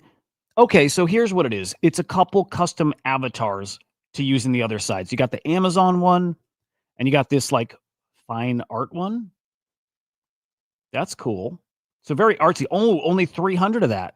This is great, dude. This is really, really good. Like limited supply in an ecosystem of people who will buy anything you throw at them, but make some rare stuff, get some good exclusive things, stands out in the other side. This is really good, really smart. They are doing, Dad, I don't know if you're still here, but your boys are doing everything right now. I'm so fucking happy to see. We need this, man. If you don't like Yuga Labs, and you want NFTs to work and you want this stuff to be successful and you want the hype and energy here, you got to root for these guys, man. If they're not doing well, the rest of us are not doing well. Like, we need them. They're always going to be them and Pudgy Penguins, like the ceiling, what's NFT's potential? The hypey stuff, like this, the collectible side, it's them. I don't know what Glyph is. Glyph is officially live on OpenSea. Glyph. Is Glyph the thing that makes these ape chain settlements happen instantly? Was that what that is? I think that's what Glyph is. So I think otherwise it's like, I think on chain on Ape, it takes like 12 minutes or something for a transaction to fully complete or something like that. But that makes it instant. It's something like that. What in the world, man? Yuga Labs.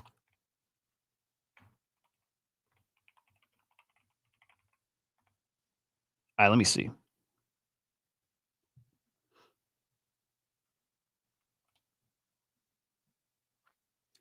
Amazing keyboard, can't type still.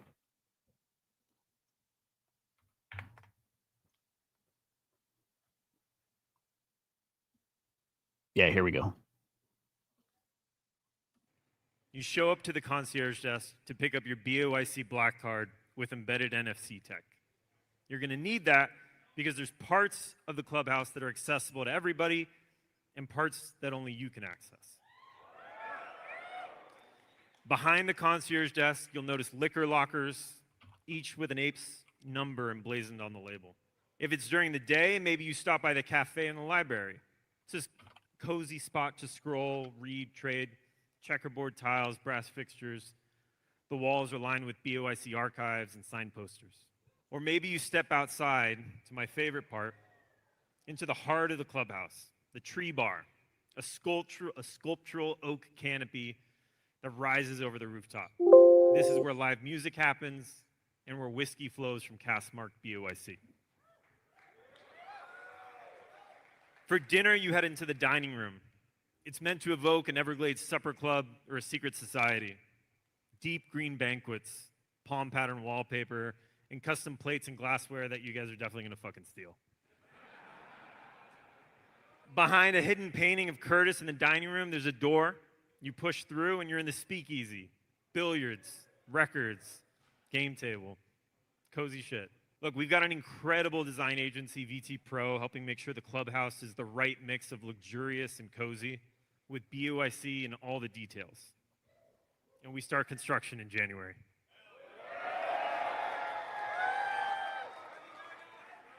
So needless to say, we've got a lot going on. And the thing I want to leave you with is just thank you. Thank you for being part of this club. I couldn't be more excited about this. It's pretty awesome. It's pretty awesome. Again, I think they need a different. They don't need. I think it'd be cool as shit if it was a little hypier of a dude doing those announcements. Doesn't matter. That's fucking awesome. Look, in a way, it almost is the thing that can bring like NFT NYC, party vibes, every single day, every day in Miami, right? Every day. The fact that anybody can come, don't have to be a Bored Ape holder. There's a part of the club for everybody is awesome. So NFT bros can congregate there. I bet you there'll be so many NFT collaborative parties, events hosted there. But you got to be an ape to get into an exclusive room there. Was that the billiards, game room? Was that this part? Behind a hidden painting of Curtis in the dining room, there's a door. You push through and you're in the speakeasy. Billiards. Hidden painting of Curtis. You guys are definitely going to fucking steal. Behind a hidden painting of Curtis. Deep green banquets, palm pattern wallpaper, and custom plates and glassware that you guys are definitely going to fucking steal. Okay. Yeah, I think in a maybe uncut version of this, I think this part might be gated for Bored Ape holders. If it's not this, then there's somewhere else. But I think it was this. But yeah, there is part of this place, this club, that's only Bored Ape holders. I don't think mutant apes, right? I don't think mutants get in there. I think only Bored Apes. Fucking love it. I fucking love it. This is all they needed to do. And when I say it's all they need, it's a lot. It's a lot. But that's the direction. It's vibes. Presence IRL. Concentrate, the dwindling NFT community vibes, concentrate them here and make this the spot. And then, look, there's a lot of rich people here. There are. You make this a spot people love to hang out. Also make it rewarding. Look at like People Studios, events like that, hosting things like that here. But you get these rich people together and then start putting some very exclusive kind of events back here. And by the way, it's gated by a $30,000 NFT. Now you're kind of cooking. You're kind of fucking cooking with that. That's it. That's the vibes. That's what they've been missing. You were never going to get those vibes in other side. You weren't going to get those in a virtual game. You would get vibes. You couldn't have fun there, but way too far off, way too fucking far off. And everything else they were doing was just kind of trying too hard, like the top trader and, the ape chain. I still think ape chain can work, but they were missing like the essence of what they are. And I think this is the essence of what they are. It's this again, plus the exclusive, rare collectible thing in other side works. But I think this is magic. I think this shit is magic. I like this part too, like the quiet, like library workspace area. I think is awesome. Read, trade, checkerboard tiles, brass fixtures. The walls are lined with BOIC archive. Like, just cool. They're doing a lot right now, and I'm happy for them. I'm happy for the Bored Ape holders who have held from, I don't know, 100 ETH, whatever they maxed out at, down to whatever they are now. Happy for those guys. Finally, you got something I think you can be very, very fucking proud of. Does it move the needle again? Probably not, but might. It might. And I hope it does. Very, very cool shit. Very cool shit. Dude, are we back? Anybody think we're back? Like back? Let's see. Frank is like back to trading and apparently crushing, which is awesome. Low key on chain bull season last few days. Yes, way more active. Start of a curve or dead cat bounce. I think for right here, right now, it's more that. Now, government back on, like back in action, and some progress on the Clarity Act, which is already happening too. They didn't stop. It's very active right now. Gets us cooking. So does a deal with China. That's the biggest thing. It's the deal with China. We got an announcement coming with U.S. India.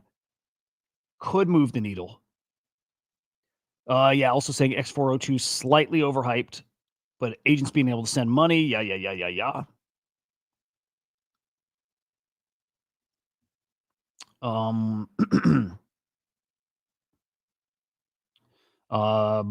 Binance season not dead. We're talking meme coins over there. Also Aster, yeah.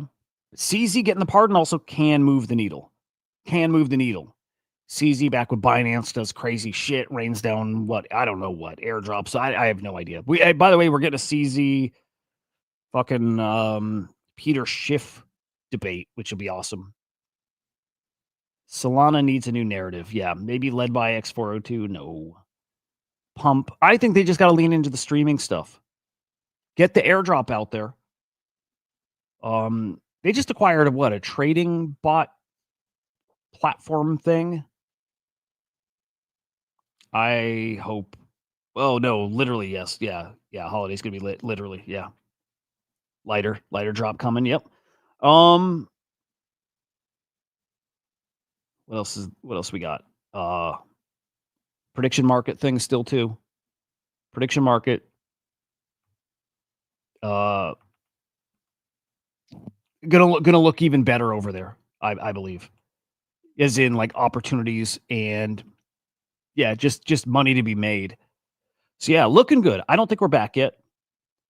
I think we'll just say hope. I hope when we're back, it's not just this like fleeting little, couple days or a couple of weeks. I hope we're back in a way that really surprises people. People feel like that footing, feel like we could do something more sustainable, right? And get some real fucking momentum going into next year where I know everybody then is scared and calling the end, early 26, Q1, Q2. But maybe there's a chance. Maybe there's a fucking little baby chance that it's, a lot longer for like reasons we're not even sure of yet.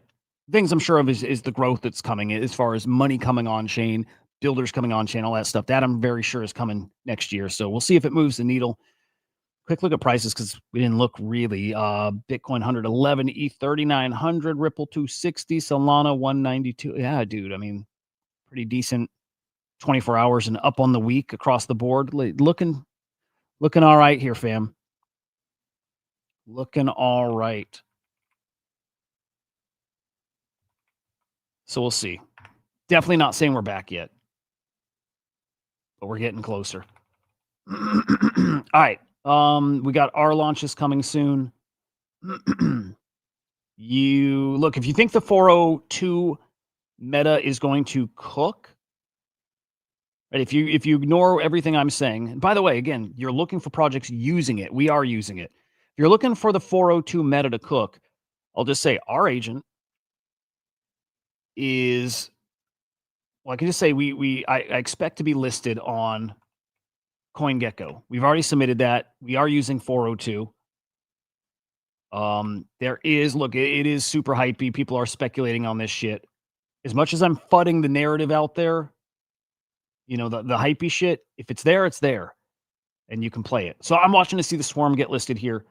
And let's see if we cook. But I am watching our token. I do think it's going to get interesting on that front too.